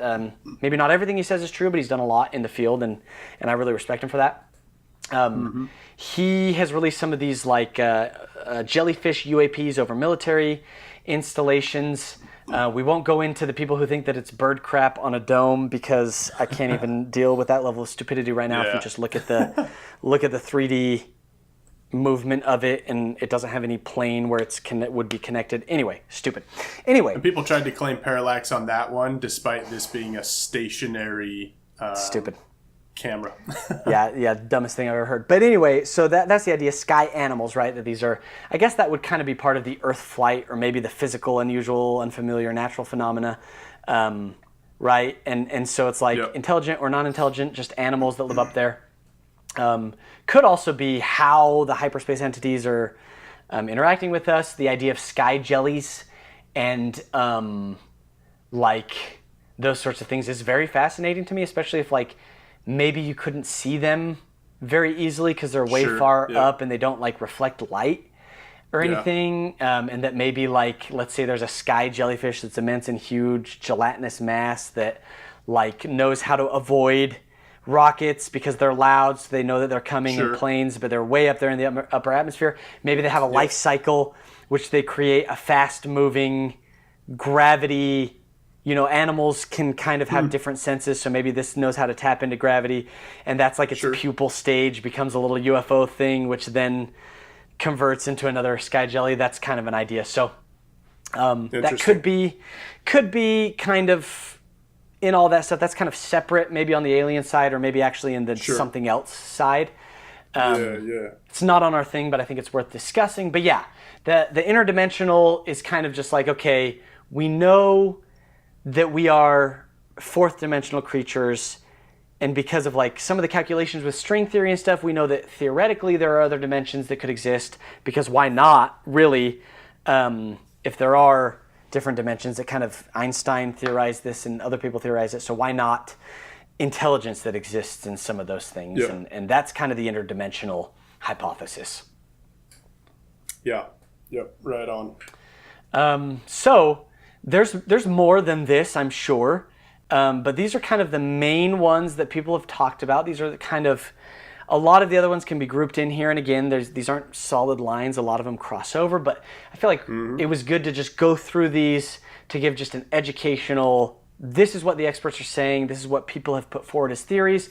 Some are obviously more likely than others, some are definitely more tenable, but there is good evidence for most of these, and I suggest personal exploration into this stuff if you're listening from home. So I want to know, Cole, what's your, I know that you kind of are open to a lot of this stuff, but just give me your number one. You're like, this is what I think it is, man. And again, we think that it's a combination for sure, but like, give me your like main, this is what you think UAPs are. Yeah, I was gonna ask you the same thing, except I was gonna ask you for your total rundown, like which of these are true and which are not. Sure, but we can do that too. In terms of number one, cool. In terms of number one, I'm not gonna go with the one that is the most interesting to me, which is one of the ones that I think is true. So this isn't my favorite one. This is the one that I think accounts for the most of what's going on. Is interdimensional of some sort, and that to include, let's see, did they put these into one? Hold on. No, they did not. They separated them. But when I say interdimensionals, I mean that to include ourselves in the future. Sure. Okay. Because that is, I mean, you're traveling upstream through a dimension that we can't travel like that. So it's interdimensional enough for me. So I think that higher dimensional, interdimensional, future dimensional, something that is just cutting through the what seem to us like firm boundaries. I think that accounts for most of what's happening. Cool. Yeah, I think as well, I'm kind of with you on that. I think that it's the combination of pretty much all of this stuff. Like, I think all of this stuff has a place in what we're seeing. I think the recent influx of it, I kind of have like a top three. And it's like Extra-Terrestrial is the third highest, just because I'm like, statistically, man. Like, come on, like Extra-Terrestrial is up there. I'd say my like second highest is the Time Travelers one. I just love the idea of future, maybe human AI hybrids being like, we messed up, we need to go back, or we need to study something, and we have control over space-time, so we're going to do that. I think my number one remains, and has been for a long time, the interdimensionals as well. I think that those three could be interrelated in ways maybe I couldn't even understand, but I think that the interdimensionals mixed with the parapsychological is like, it's an actual interdimensional thing that then is influencing us parapsychologically. I think it really seems to me that there are some higher intelligences, not just non-human intelligences, but higher intelligences that just have more of a grasp of reality, whether they are creatures of multiple dimensional planes, whether they are even just reversed, where it's like our space is their time is our space, so they can move freely through time, but interact with space a different way. However it is, I think that these things are inhabiting forms that we can understand. I think that they are also maybe have something to do with like this prime directive, but a higher one. I think that maybe they are somehow involved with our development as a species and our future development through how we integrate AI, how we come to like the transcendence of our species, because I think we're destined towards not just immortality, but superseding this physical state, superseding this world in which we are in, the physical world, by combining it with the intelligence world and becoming something altogether new. And that transcendence is something they are aiding us in, because either they've done it because they're us, because they are, you know, the seraphim and the cherubim of the Bible, who are creatures and entities that we don't understand, that are used by higher intelligences and higher powers to help us. But I do believe that kind of above all of this, there is just a higher power of love who is very familiar and close to us, and that we are like this higher power, and that maybe this higher power was once like us, and one day we will be like this higher power. I believe in that. That's very central to my beliefs. That could be, like you said, us in the future. That could be the manifestation of our collective unconscious. That could be a loving, you know, God of any sort that you would like to define it as personally. And that maybe that God does manifest personally in the way that reflects the love to us the most. And that's why I have a pretty optimistic look at all of this stuff. And I'm not saying that like the alien phenomena is God, but I'm just saying that like that higher intelligence is also the one that like gave us life in the first place, and the sun and breath and technology. And so whatever this interdimensional UFO phenomena is, it works into the grand plan somehow, if that makes sense, of what the whole universe is for. Either in a small way or a large way, I don't know. But I do like the idea of just some sort of physically extra-dimensional intelligence manifesting in a way that we can understand with our third-dimensional minds. Also maybe copying extraterrestrial visitors who are actually coming here, who have come here in the past. And also maybe copying future humans that are coming here, visiting here, like appearing like them. And also copying physical phenomena and ultra-terrestrials and cryptoterrestrials that actually exist. So maybe it is all everything together in some way that maybe at the end of the day we can't yet understand. Yeah. And I want to give one final kind of rake through on my end of not just the things that could be true on this list, because there are so many that can be true, but there are so many on this list that are true. And I say are true like in terms of that I would say I am 98% certain. Like I can't say I know, obviously, but what are as true as they can be to me, there are quite a number of them on this list. So many of these things are actually happening simultaneously. There are military things going on that are just undisclosed. We are being visited by alien life, literal extraterrestrials developed on another planet and got in a canoe and came over here. We are being visited by higher dimensionals. People are misidentifying mylar balloons and other very mundane things. There are parapsychological phenomena occurring, including how did this one break it down? They said intrapsychic and psyche projective. So including both of those things, where we see something just out of context or out of the ordinary, and we, scramble to make sense of it. And then also the one where our consciousness sees something, and this is, I guess, the same as the higher dimensional, but our consciousness sees in the higher dimensional the things about it that we do understand, just to give us a foothold. Let's see, what else? So those are ones I would say are definitely happening. How do you feel about Cryptoterrestrials? Intra, ultra? That remains Breakaway? a maybe for me. Same. So that's like, one of the many very possible things on this list.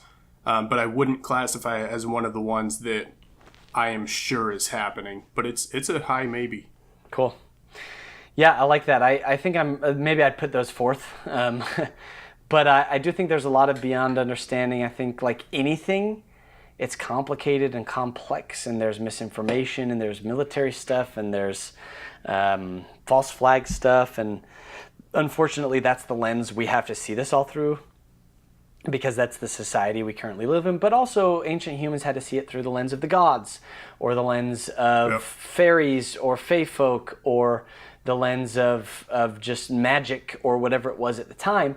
I think this could be an explanation for a lot of that stuff, maybe all of it.